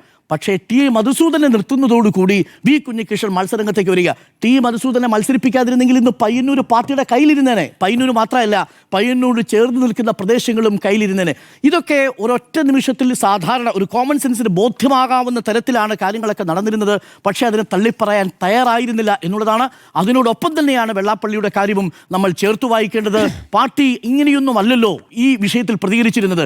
ഈ പാർട്ടി തിരുത്തേണ്ടിയിരുന്ന ഏറ്റവും പ്രധാനപ്പെട്ട കാര്യം ഇടയ്ക്കിടയ്ക്ക് നമ്മൾ പറയുന്നുണ്ട് എങ്കിൽ പോലും ഈ ഭൂരിപക്ഷ വർഗീയതയും ന്യൂനപക്ഷ വർഗീയതയും സമീകരിച്ചുകൊണ്ടുള്ള ഒരു നിലപാട് പാർട്ടി പാർലമെന്ററി തെരഞ്ഞെടുപ്പിന് ശേഷം പ്രത്യേകിച്ച് എടുക്കുന്നു എന്ന് പറയുമ്പോൾ അത് സ്വാഭാവികമായും അസ്വസ്ഥപ്പെടുത്തുന്നത് പാർട്ടി അണികൾ കൂടിയ കാര്യം. അങ്ങനെയല്ല. പാർട്ടിയുടെ ഏത് തത്വശാസ്ത്രത്തിൻ്റെ കാഴ്ചപ്പാടിലൂടെ നോക്കിയാലും ഭരണകൂടത്തിൻ്റെ പിന്തുണയുള്ള ഭൂരിപക്ഷ വർഗീയതയുടെ പിന്നിൽ മാത്രമേ ന്യൂനപക്ഷ വർഗീയത നിൽക്കൂ. കാര്യം ന്യൂനപക്ഷ വർഗീയത ഏറിപ്പോയാൽ ഒരു ലോ ആൻഡ് ഓർഡർ സിറ്റുവേഷനാണ്. പക്ഷേ ഭരണകൂട വർഗീയത എന്ന് പറയുന്ന ലോ ആൻഡ് ഓർഡർ സിറ്റുവേഷൻ അല്ല. അത് ജനാധിപത്യത്തെ അട്ടിമറിക്കുന്ന ഒരു പ്രതിവിപ്ലവ പരിപാടിയാണ്. ആ പ്രതിലോമകരമായ പരിപാടിയെ എങ്ങനെയാണ് ന്യൂനപക്ഷ വർഗീയതയുമായി സമീകരിക്കുക എന്ന ചോദ്യം പാർട്ടി അണികളും പാർട്ടി പ്രവർത്തകരും ചോദിക്കാതെ പോയതെന്തേ? അവിടെയാണ് വെള്ളാപ്പള്ളിയുടെ ശബ്ദത്തെ ജമാഅത്തെ ഇസ്ലാമിയുടെ ശബ്ദവുമായിട്ട് ന്യൂനീകരിക്കാനുള്ളൊരു ശ്രമം നടത്തിയത്. ഇതടക്കം എത്രയോ പിഴവുകൾ പാർട്ടിക്കും ഗവൺമെന്റിനും സംഭവിച്ചിട്ടുണ്ടാവും. ഇതൊക്കെ വിശദമായ ആഴത്തിൽ തിരുത്തിയില്ലെങ്കിൽ പാർട്ടി അഭിമുഖീകരിക്കാൻ പോകുന്നത് ദേശീയ പദവി എന്നുള്ള നഷ്ടമായിരിക്കും. പക്ഷേ ഈ നാട് അഭിമുഖീകരിക്കാൻ പോകുന്നത് മറുഭാഗത്ത് ഒരു വർഗീയ പാർട്ടിയുടെ കടന്നുവരവായിരിക്കും. അത് CPM-ന്റെ കോട്ടയിലായിരിക്കും എന്നുള്ളതാണ്. പാർട്ടി തിരുത്തണമോ എന്നാണ് ചോദ്യം. ആന്റോ വഗേസ്. അരുൺ സാറേ, ആദ്യം അവർ കമ്മ്യൂണിസ്റ്റുകാരെ തേടി വന്നു. ഞാനൊന്നും പറഞ്ഞില്ല, ഞാൻ കമ്മ്യൂണിസ്റ്റ് അല്ല. ആദ്യം അത് കഴിഞ്ഞിട്ട് പിന്നീട് അവർ സോഷ്യലിസ്റ്റുകളെ തേടി വന്നു. ഞാനൊന്നും പറഞ്ഞില്ല, ഞാൻ സോഷ്യൽ അല്ലായിരുന്നു. പിന്നീട് അവർ ട്രേഡ് യൂണിയൻ പ്രവർത്തകരെ തേടി വന്നു. കാരണം ഞാൻ ട്രേഡ് യൂണിയൻ പ്രവർത്തകരല്ല, അതുകൊണ്ട് എനിക്ക് പ്രശ്നമൊന്നുമില്ല. പിന്നീട് അവർ യഹൂദരെ തേടി വന്നു. അവരും ഞാനൊന്നും പറഞ്ഞില്ല, കാരണം ഞാൻ യഹൂദനല്ല. പിന്നീട് അവർ എന്നെ തേടി വന്നു. അവിടെ ആരും ഉണ്ടായിരുന്നില്ല എന്നുള്ളത് കേരളത്തിലെ ജനങ്ങൾ മുഴുവൻ മനസ്സിലാക്കുന്നത് നല്ലതായിരിക്കും എന്നുള്ള കാര്യം ആ ഒരു അർത്ഥത്തിൽ മാത്രം ഞാൻ പറയുന്നു. എന്താ കാര്യം എന്നറിയോ? ഞാൻ ഒരു മാധ്യമ സ്ഥാപനം ഏറ്റെടുത്തിട്ട് 3 വർഷം പോവുകയാണ്. ഞാൻ ആ തുടക്കകാലത്തിൽ പേടിച്ചിരുന്ന ഒരു കാര്യമുണ്ട്. എന്താ അറിയോ? കേരളത്തിൽ മാത്രമാണ് ഈ കമ്മ്യൂണിസ്റ്റ് പ്രസ്ഥാനം ഈ നിലയ്ക്കുള്ളത്. എനിക്ക് ആത്മാർത്ഥതയോടുകൂടിയും സത്യസന്ധതയോടും പറയാം, ഇതുവരെ 100 രൂപ BJPയുടെ കയ്യിൽ നിന്നോ കേന്ദ്ര സർക്കാരിൻ്റെ കയ്യിൽ നിന്നോ കിട്ടാതെയോ മേടിക്കാതെയോ കിട്ടിയിട്ട് മേടിക്കാതെയോ ഏക സ്ഥാപനം കേരളത്തിലെ റിപ്പോർട്ടർ TV-യാണ്. 100 രൂപ. ഈ ഇലക്ഷൻ്റെ സമയത്ത് കേരളത്തിലുള്ള മാധ്യമ സ്ഥാപനങ്ങൾക്കെല്ലാം കോടികൾ കിട്ടി. 100 രൂപ ഞാൻ മേടിച്ചിട്ടില്ല. 100 രൂപ DAVPൻ്റെ പരസ്യം മേടിച്ചിട്ടില്ല ഈ സ്ഥാപനത്തിൻ്റെ അകത്ത്. ഈ ഇലക്ഷൻ്റെ തൊട്ടത് മുമ്പത്തെ ആഴ്ച വരെ കേരള സർക്കാരിൻ്റെ അടുത്ത് 100 രൂപ വാങ്ങിയിട്ടില്ല. അപ്പോൾ കോൺഗ്രസ് ആണല്ലോ ഭരിക്കുന്നത്. 100 രൂപ കേരള സർക്കാരിൻ്റെ കയ്യിൽ നിന്ന് PRDൻ്റെ കയ്യിൽ നിന്ന് പൈസ മേടിക്കാത്ത സ്ഥാപനം ഇതാണ്. PRDയുടെ ഒരു നാം മുന്നോട്ട് എന്ന് പറഞ്ഞാൽ മുഖ്യമന്ത്രിയുടെ പരിപാടി ഉണ്ടായിരുന്നു. അത് ടെലികാസ്റ്റ് ചെയ്യാത്ത ഏക സ്ഥാപനം റിപ്പോർട്ടർ TV-യാണ്. എന്തുകൊണ്ടാണ്? മേടിക്കുന്നില്ല എന്നുള്ളതായിരുന്നു. ഞാൻ അതിൻ്റെ അങ്ങനത്തെ ഒരു തീരുമാനമാണ്. എന്ത് സർക്കാർ പൈസ മേടിച്ചിട്ട് സർക്കാരിനെ പൂഴ്ത്തി എന്ന് ഭാവിയിൽ കേൾക്കാൻ പാടില്ല. കേന്ദ്ര സർക്കാരിൻ്റെ പൈസ മേടിച്ചിട്ട് കേന്ദ്ര സർക്കാരിനെ പൂഴ്ത്തി എന്ന് പറഞ്ഞിട്ട് കേൾക്കാൻ പാടില്ല എന്നുള്ളതുകൊണ്ട് സത്യസന്ധമായി ഈ സാധനം നല്ല രീതിയിൽ കൊണ്ടുപോകണം എന്ന് വിചാരിച്ചിട്ടാണ് ആ കാര്യം ചെയ്തിട്ടുള്ളത്. പിന്നെ കമ്മ്യൂണിസ്റ്റുകാരെ ന്യായീകരിച്ചു എന്നുള്ളത് ആ കാര്യത്തെക്കുറിച്ചിട്ടുള്ള ആ ആത്മാർത്ഥത എൻ്റെ ഫോട്ടോയും പോസ്റ്ററൊക്കെ ഒട്ടിച്ച് ജാഥേൻ്റെ മുന്നിൽ കൊണ്ടുപോയപ്പോൾ ആത്മാർത്ഥതയോട് കൂടിയിട്ട് ഞാൻ ചെയ്തതെന്താണ് എനിക്ക് നല്ല ബോധ്യമുള്ളതുകൊണ്ടും ഈ കാര്യങ്ങൾ എന്തെങ്കിലും എൻ്റെ മനസ്സാക്ഷി കുത്തിനുണ്ടെങ്കിൽ ഞാൻ ആ നേതാവിനെ വിളിച്ച് പറയുന്ന കൂട്ടത്തിലായതുകൊണ്ടും ഞാൻ ക്ലാരിറ്റിയോടുകൂടി തന്നെ പറഞ്ഞിട്ടുണ്ട് ഇത് ഇന്നതാണ് ഇന്നതല്ല എന്നുള്ളത്. പക്ഷെ അന്നും തുടങ്ങി ഞാൻ എന്താ വിചാരിച്ചെന്നറിയോ? ഇന്ത്യയിൽ ഒരു പ്രസ്ഥാനം മാത്രമേ ഉള്ളൂ. കേരളത്തിലെ ഒരു കാര്യം ഞാൻ പറയാം, ഇന്നത്തെ കാലഘട്ടത്തിന് പറ്റിയ ഒരു എന്താ പറയുക രാഷ്ട്രീയ പ്രവർത്തനം നടത്താൻ പറ്റിയിട്ടുള്ള ഒരു മൂലധനം ഈ CPM നൽകിയ ഇടതുപക്ഷം എന്ന് പറഞ്ഞ പാർട്ടിക്കില്ല. ഇന്നത്തെ കാലത്തിൻ്റെ രാഷ്ട്രീയ പ്രവർത്തനം നടത്താൻ പറ്റിയ മൂലധനം CPM എന്ന് പറയുന്ന ഇടതുപക്ഷ പാർട്ടികൾക്കില്ല എന്നുള്ളതാണ് ഏറ്റവും കാരണം. ഒന്നാമത്തെ മൂലധനം ഞാൻ പറയാം, കേരളത്തിലെയും ഇന്ത്യയിലെയും കോർപ്പറേറ്റ് മാധ്യമ സ്ഥാപനങ്ങളെ വിലക്കെടുക്കാൻ പറ്റണം. അത് CPM വിചാരിച്ചാൽ നടക്കത്തില്ല. കേരളത്തിൽ നിങ്ങൾ മനോരമ, മാതൃഭൂമി, ഏഷ്യാനെറ്റ്, 24 തുടങ്ങിയ വലിയ കോർപ്പറേറ്റ് സംവിധാനങ്ങളുണ്ടല്ലോ. ആ സംവിധാനങ്ങളെ ഒന്നും ഈ CPM വിചാരിച്ചാൽ കൈകാര്യം ചെയ്യാൻ വലിയ ബുദ്ധിമുട്ടായിരിക്കും എന്നുള്ളത് മനസ്സിലാക്കുക. കേരളത്തിൽ മാത്രമല്ല, ഇന്ത്യയിലെ എല്ലാ മാധ്യമ കോർപ്പറേറ്റ് സ്ഥാപനങ്ങളെയും വിലക്കെടുക്കുക എന്ന് പറയുന്നത് അതിനുള്ള മൂലധനം ഈ പറയുന്ന CPM-ൻ്റെ കയ്യിലോ ഇടതുപക്ഷത്തിൻ്റെ കയ്യിലോ ഇല്ല. രണ്ടാമത്തെ കാര്യം എന്താ അറിയോ, ഈ കോർപ്പറേറ്റ് സംവിധാനങ്ങളൊന്നും ഇടതുപക്ഷത്തിൻ്റെ കൂടെ ഇന്നേ വരെ ലോകത്തെവിടെയും നിന്നിട്ടില്ല എന്നുള്ളതാണ്. പിന്നെ തെറ്റുണ്ട് ഇല്ലാതൊന്നും ഞാൻ പറയുന്നില്ല. കാരണം എന്താണ്, ഈ പറയുന്ന ഒരു പ്രൈവറ്റ് കോർപ്പറേറ്റ് സ്ഥാപനം നടത്തുന്നത് പോലെ, ഒരു പ്രൈവറ്റ് ലിമിറ്റഡ് കമ്പനി നടത്തുന്നത് പോലെ പാർട്ടീനെ നടത്താൻ തീരുമാനിച്ചിട്ടുണ്ടെങ്കിൽ അത് ജനം തിരുത്തുമെന്നുള്ള കാര്യത്തിൽ ഒരു സംശയമില്ല. അങ്ങനെയല്ലായിരുന്നു പാർട്ടി പ്രവർത്തനം നടത്തേണ്ടിയിരുന്നത്, അല്ലേ? എന്താണ് ഇപ്പോൾ BJP-നെ പോലെ ഒരു കോർപ്പറേറ്റ് കമ്പനി കേരളത്തിൽ പരസ്യം കൊടുക്കുന്നത് പോലെ CPM പരസ്യം കൊടുക്കേണ്ട കാര്യമില്ല. ഉണ്ടായിരുന്നോ? ഇല്ല. BJP-ക്ക് കോർപ്പറേറ്റ് കമ്പനിക്ക് പരസ്യം കൊടുക്കാം, കോൺഗ്രസ്സിന് വേണമെങ്കിൽ പരസ്യം കൊടുക്കാം. പക്ഷേ CPM അത് ചെയ്യാൻ പാടില്ല. കാരണം എന്തുകൊണ്ടാണ്? CPM അണികളിൽ നിന്ന് അത് ബക്കറ്റ് ഊരി വിരിച്ചുണ്ടാക്കിയ പൈസയ്ക്ക് ഉണ്ടാക്കിയ സംവിധാനങ്ങളാണ് കേരളത്തിൽ മുഴുവനും ഉള്ളത്. ഏതെങ്കിലും ഒരു ഏജൻസിയിൽ പരസ്യത്തിന് പോയിട്ടുണ്ടെങ്കിൽ പ്രധാനപ്പെട്ട ഇന്ത്യയിലെ ഏജൻസിനെ പോയി കാണണം. ആരെ പരസ്യം കിട്ടാൻ വേണ്ടിയിട്ട്? CPM-ൻ്റെ പരസ്യം കിട്ടാൻ വേണ്ടിയിട്ട്. ഏതെങ്കിലും ഒരു പാർട്ടി പ്രവർത്തകർ കേരളത്തിലെ DYSFIൻ്റെയും SFIൻ്റെയും പാർട്ടി പ്രവർത്തകർ ₹1 പരസ്യം കിട്ടിയിട്ടുണ്ടോ? ₹1 പാർട്ടിക്ക് പരസ്യം കിട്ടിയിട്ടുണ്ടോ? കേരളത്തിൽ ഹോർഡിങ് വെച്ച സമയത്ത് ഏതെങ്കിലും പാർട്ടി പ്രവർത്തകർ ചുവര എഴുതിയിട്ടാണോ? പണ്ട് അങ്ങനെയാണോ കേരളത്തിൽ രാഷ്ട്രീയ പ്രവർത്തനം നടത്തിയിട്ടുള്ളത്? അങ്ങനെയല്ലല്ലോ. നിങ്ങളെല്ലാ ലോക്കൽ കമ്മിറ്റി ഓഫീസിന് മുന്നിലും പണ്ട് നിങ്ങൾക്ക് ഒരു പാർട്ടി സമ്മേളനം നടക്കുമ്പോൾ കാണാം, ഒരു കൂര കെട്ടി വെച്ചിട്ടുണ്ടാവും, ഇല്ലേ? ആ കൂരയുടെ മുന്നിൽ ഒരു പോസ്റ്റർ എഴുതി വെച്ചിട്ടുണ്ടാവും. അതായിരുന്നു പാർട്ടി പ്രവർത്തനം എന്ന് പറയുന്നത്. അതെങ്ങനെയാണ്? അണികളുടെ പാർട്ടി പ്രവർത്തനമാണ്. അപ്പോൾ ഞാൻ പറയുന്ന ഒരു കാര്യം എന്താ അറിയോ, ഒരു ഇപ്പം ഞാൻ പറയാം, കേരളത്തിൽ ഇപ്പോൾ സൗത്ത് ഇന്ത്യയിൽ സംഭവിക്കുന്നത് എന്താ അറിയോ, ഈ സൗത്ത് ഇന്ത്യ വളരെ വികസിച്ചു. 1954 സൗത്ത് ഇന്ത്യ അല്ല, 54 കേരള അല്ല, 64 കേരള അല്ല, 74 കേരള അല്ല, 84 കേരള അല്ല. ഇത് 2026 ഈ 2026 എന്ന് പറഞ്ഞാൽ മിഡിൽ ക്ലാസ് ആയി 50% ആൾക്കാർക്ക് മേലെ. മിഡിൽ ക്ലാസ് ആൾക്കാരെ സൂചിപ്പിച്ച് മാത്രമേ പാർട്ടികൾക്കാർ അവനാണ് ഡിസിഷൻ എടുക്കുന്നത്. നിങ്ങളെ സംബന്ധിച്ചിടത്തോളം 2000 രൂപ 500 രൂപ പെൻഷന് കൂട്ടിക്കൊടുത്താൽ മിഡിൽ ക്ലാസ്സുകാരുടെ പ്രശ്നമാവില്ല, ഗുണമാവില്ല കേട്ടോ. 500 രൂപ കൂട്ടിക്കൊടുത്താൽ ദാരിദ്ര്യ നിർമ്മാർജ്ജനം നടത്തിയാൽ മിഡിൽ ക്ലാസ്സുകാരന് ഗുണമുണ്ട്. കാരണം അവനെ എഫക്റ്റ് ചെയ്യാത്ത കാര്യങ്ങളാണ്. അവനെ സംബന്ധിച്ചോളം ദാരിദ്ര്യം ഇല്ല. ദാരിദ്ര്യ നിർമ്മാർജ്ജനം നടത്തിയാൽ നമുക്ക് പുച്ഛമാണ്. സത്യം പറഞ്ഞാൽ അവനെ സംബന്ധിച്ച് 500 രൂപ കൂട്ടിക്കൊടുത്താൽ നമുക്ക് പുച്ഛമല്ല. പക്ഷേ ഇടതുപക്ഷം എന്ന് പറഞ്ഞ പാർട്ടി ഈ നിന്നതും നിലനിർത്തിയതും മുഴുവൻ ഈ ഇടതുപക്ഷ പാർട്ടികളാണ്. ഞാൻ ഈ ഇലക്ഷൻ്റെ തലേദിവസം ഗോവിന്ദ മാഷിൻ്റെ ഒരു ഇത് കണ്ടു, അരുൺ സാറിൻ്റെ മോർണിംഗ് ഷോ കണ്ടു. അത് കഴിഞ്ഞ് ഞാൻ മോർണിംഗ് ഷോനോട് പറഞ്ഞു, ഇദ്ദേഹം പറഞ്ഞത് ശരിയാണല്ലോ എന്ന്. അദ്ദേഹം പറഞ്ഞൊരു കാര്യമുണ്ട്, എന്താ പറയുക, കേരളത്തിൽ വരുന്ന 1.5 കോടിയിലധികം വരുന്ന പട്ടിണി പാവങ്ങളുണ്ടല്ലോ, പാവപ്പെട്ടവർ, അവർ ഇടതുപക്ഷത്തിൻ്റെ കൂടെയാണെന്ന് പറഞ്ഞു. എൻ്റെ ഗോവിന്ദ മാഷെ, ഇന്ന് 1.5 കോടി പട്ടിണി പാവങ്ങളില്ല. അത് CPM-ന് മനസ്സിലാവാൻ സമയമെടുത്തു. മനസ്സിലായോ? 25 ലക്ഷം പട്ടിണി പാവങ്ങളില്ല എന്നുള്ളതാണ്. നിങ്ങൾ ഇന്ന് കേരളത്തിലെ 4.5 ലക്ഷം സ്കൂൾ കുട്ടികൾ SLC എഴുതുമല്ലോ. നിങ്ങൾ ആ SLCക്ക് പഠിക്കുന്ന കുട്ടികളുടെ അവരുടെ ആ ലിസ്റ്റിൽ വെറുതെ ചെറിയ കാര്യം പറയുന്നത്, ലിസ്റ്റിൽ മാതാപിതാക്കന്മാരെ ജോലി എടുത്ത് നോക്കിയാൽ 50% ബിസിനസ്സോ അല്ലെങ്കിൽ ഗ്രാജുവേറ്റോ ഏതെങ്കിലും സർക്കാർ സ്ഥാപനത്തിലോ അല്ലെങ്കിൽ പ്രൈവറ്റ് കമ്പനിയിലോ വർക്ക് ചെയ്യുന്നവരാണ്, അല്ലേ? വളരെ ശതമാനം 20-25 ലക്ഷത്തിൽ താഴെയുള്ള ആൾക്കാർ മാത്രമാണ് എന്തുള്ളൂ, ഈ പറയുന്ന മിഡിൽ ക്ലാസ് ഉള്ളൂ. ആ മിഡിൽ ക്ലാസ് ഇന്നും സർക്കാർ മിഡിൽ ക്ലാസ് അല്ല, ലോ ക്ലാസ്, സാധാരണക്കാരായ ആൾക്കാർ, പട്ടിണി പാവങ്ങൾ. നിങ്ങളുടെ ഈ റേഷൻ മേടിക്കുന്നവരുടെ ലിസ്റ്റില്ലേ, ആ ലിസ്റ്റ് എടുത്ത് നോക്കിയാൽ മതി. ഈ പറയുന്ന മഞ്ഞക്കാർഡല്ല ഏറ്റവും താഴെയുള്ള കാർഡ്, അല്ലേ? യെല്ലോ കാർഡോ മഞ്ഞ കാർഡോ, ആ ഏറ്റവും താഴെയുള്ള കാർഡ് ഏതാണോ ആ കാർഡ് എത്ര പേരുണ്ട് നോക്കിയാൽ മതി. അത്രേ ഉള്ളൂ എന്ന്. അതിന് മേലേക്കുള്ള മിഡിൽ ക്ലാസ്സായി. നിങ്ങൾ ഈ മിഡിൽ ക്ലാസ്സിന് ചെയ്യേണ്ട പണി ചെയ്യാതെ നിങ്ങൾ താഴെക്കാർക്ക് ചെയ്തു കൊടുത്താൽ ഇവർക്ക് എഫക്റ്റ് ആവില്ല. ഇവർ നിങ്ങളെ മാറ്റും. കാരണം അതെനിക്ക് എഫക്റ്റ് ആവുന്നില്ല. എന്തുകൊണ്ട് 2021 സർക്കാരിനെ തിരിച്ചു കൊണ്ടുവന്നറിയോ? ഒറ്റ കാരണങ്ങളുണ്ടോ. ഈ സർക്കാരില്ലാതെ കോവിഡാണ്, സർക്കാരിൻ്റെ ആവശ്യങ്ങൾ വീട്ടിലേക്ക് ഉപയോഗിക്കേണ്ടി വന്നു. അപ്പോൾ അവൻ എഫക്റ്റ് ചെയ്തു.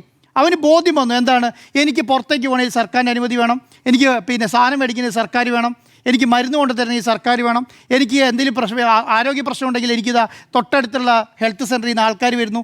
ഇതെല്ലാം അവൻ്റെ സ്വന്തം കാര്യങ്ങളായി അവന് തോന്നി. ഇതൊക്കെ ആരാ ചെയ്യുന്നത്? ഇച്ഛാശക്തിയുള്ള ഒരു പിണറായി വിജയൻ. അന്നേരം അവന് തോന്നി. ആ പറയുന്ന സംവിധാനം കഴിഞ്ഞു. വളരെ ഷോർട്ട് മൈൻഡാണ്. മലയാളി എന്നല്ല, ഇപ്പോൾ സൗത്ത് ഇന്ത്യ, ഇപ്പോൾ തമിഴ്നാടിൻ്റെ കാര്യം കേരളത്തിൻ്റെ കാര്യം നോക്കി ഒരുപോലെയാണ്. ഷോർട്ട് മൈൻഡാണ് അവൻ. 2021 അവന് 108 ആംബുലൻസ് പറന്നു വന്നതും അവനെ ഹോസ്പിറ്റലിൽ കൊണ്ടുപോയതും അവന് ഫുഡ് മേടിച്ചു കൊടുത്തതും ഒക്കെ മറന്നുപോയി. ഇപ്പോൾ 2021 കഴിഞ്ഞ് 22 കഴിഞ്ഞ് 23 കഴിഞ്ഞ് 24 കഴിഞ്ഞ് 25 കഴിഞ്ഞു, 26 ആയപ്പോഴത്തേക്കും കോവിഡിനെ കുറിച്ചൊന്നുമില്ല. കാരണം അവനെ എഫക്റ്റ് ചെയ്യുന്ന ഒരു കാര്യവും പിണറായി വിജയൻ ചെയ്തിട്ടില്ല. അവൻ നോക്കുന്നത് എന്താണ്? അവൻ വടിയെടുത്ത് സാധാരണക്കാരനെ തല്ലുന്നത്. മനസ്സിലായോ? ഇതാ ബെൻസിൻ്റെ വണ്ടിയിൽ കാസർഗോഡ് തുടങ്ങി തിരുവനന്തപുരം വരെ യാത്ര ചെയ്യുന്ന ഒരു കാരവനും എടുത്ത് യാത്ര ചെയ്യുന്ന പിണറായി വിജയനെയും മന്ത്രിമാരെയും കാണുന്നു. അതല്ല കണ്ടത്. നോക്കുമ്പോൾ പ്രധാനപ്പെട്ട പാർട്ടി പ്രവർത്തകർക്ക് ഇപ്പോൾ നിങ്ങളൊരു പാർട്ടി പ്രവർത്തകരോട് ചോദിച്ചോളൂ, ഒരു PB അംഗത്തിനെ നേരിട്ട് കണ്ടിട്ട് എത്ര നാളായി നിങ്ങൾ ചോദിച്ചോളൂ. ഒരു ഏരിയ സെക്രട്ടറിക്ക് മേലെയുള്ള ജില്ലാ സെക്രട്ടറി തുടങ്ങിയുള്ള ആൾക്കാരെ നേരിട്ട് കണ്ടിട്ട് എത്ര നാളായി എന്ന് ചോദിച്ചോളൂ. ഒരു സംസ്ഥാന കമ്മിറ്റിയുടെ നേരിട്ട് കണ്ട് എല്ലാവരും ഇന്നോവയിലായി. എന്തുകൊണ്ടാണ് ഇന്നോവയിലായിൽ? കാരണം ഒറ്റ കാര്യം കൊണ്ടുള്ളൂ, എല്ലാവർക്കും ബോർഡ്, കോർപ്പറേഷൻ സംവിധാനങ്ങളൊക്കെ കിട്ടി. എല്ലാ സംസ്ഥാന അംഗങ്ങളും ഏതെങ്കിലും സംവിധാനത്തിൻ്റെ ഭാഗമായി, എല്ലാ ജില്ലാ കമ്മിറ്റികളും പ്രധാനപ്പെട്ട നേതാക്കന്മാർ എല്ലാ സംവിധാനത്തിൻ്റെ ഭാഗമായി എല്ലാവരും സാധാരണക്കാരിലേക്ക് ഇറങ്ങിയെന്ന് കുറഞ്ഞു. അപ്പോൾ അവൻ എന്ത് ചെയ്തു? നിങ്ങൾ പറയുമല്ലോ ഈ തീവ്ര ഹിന്ദുത്വം ഇവിടെയുള്ളപ്പോൾ എന്തിനാണ് മൃദു ഹിന്ദുത്വം എന്ന് ചോദിക്കുമല്ലോ. കോൺഗ്രസിനെ കുറിച്ച് സാധാരണ ചോദിക്കുന്നത്. BJP ഇവിടെ തീവ്ര ഹിന്ദുത്വം നടത്തുന്ന സമയത്ത് എന്തിനാണ് അവിടെ മൃദു ഹിന്ദുത്വം നടത്തുന്നത് എന്ന് ചോദിക്കുമല്ലോ. അതുപോലെ തന്നെയാണ് കോർപ്പറേറ്റ് കമ്പനി നടത്താൻ വേണ്ടിയിട്ട് BJP കോൺഗ്രസ്സൊക്കെ ഇവിടെ ഉണ്ട്. നല്ല രീതിയിൽ അവർ വൃത്തിയായി ചെയ്തു കൊടുക്കും.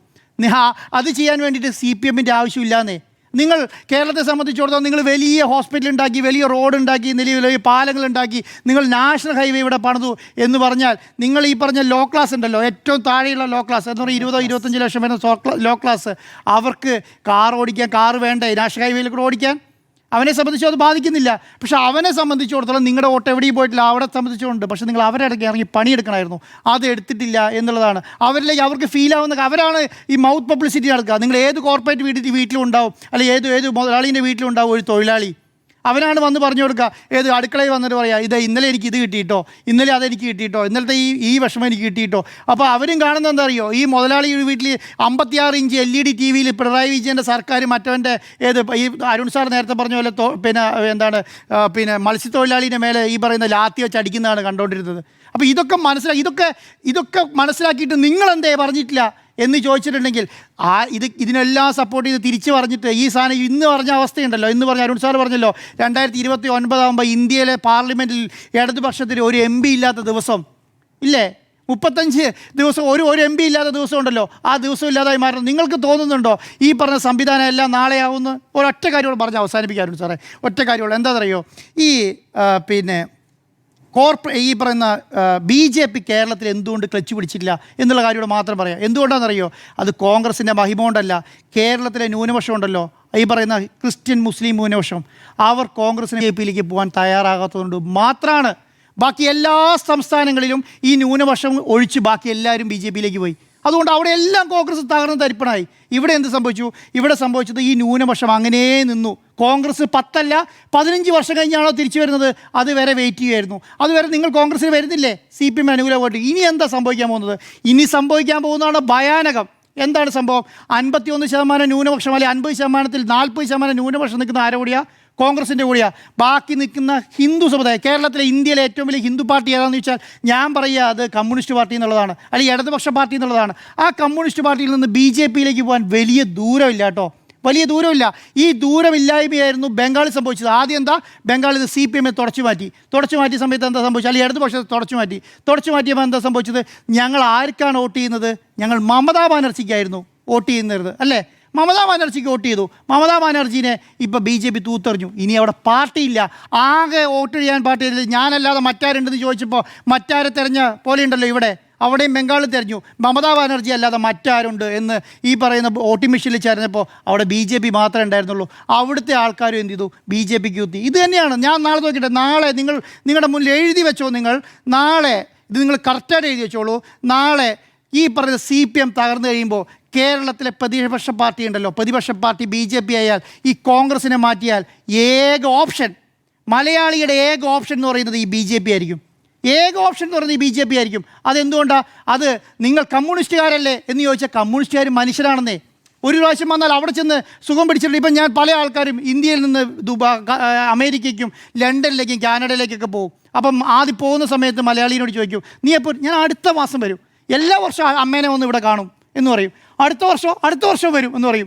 2 വർഷം കഴിയുമ്പോൾ 3-ാമത്തെ വർഷം 2 വർഷത്തിൽ ഒരിക്കൽ വരും. അപ്പോൾ നീ കഴിഞ്ഞ വർഷം വന്നില്ലല്ലോ, അല്ല അവിടെ കുറച്ച് തിരക്കായി പോയി എന്ന് പറയും.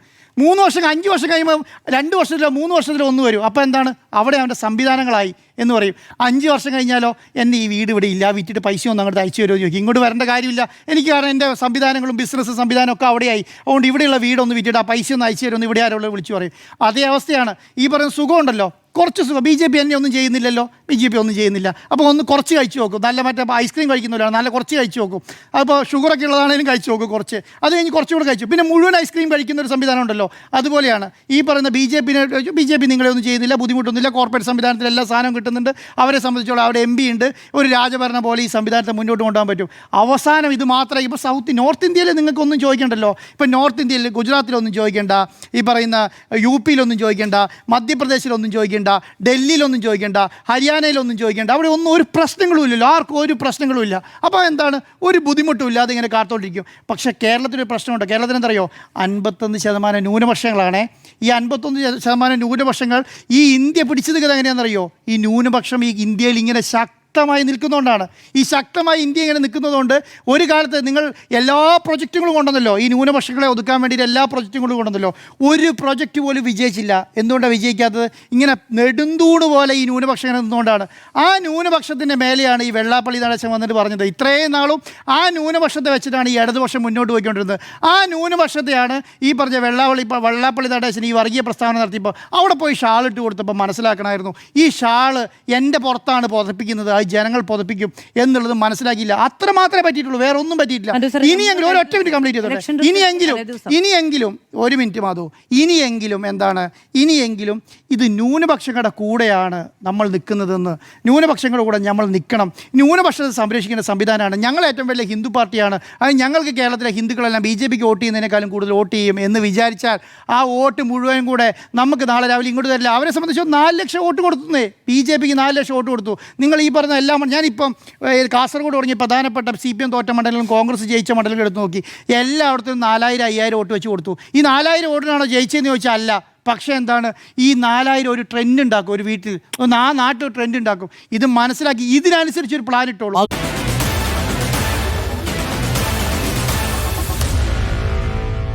Meet the editors.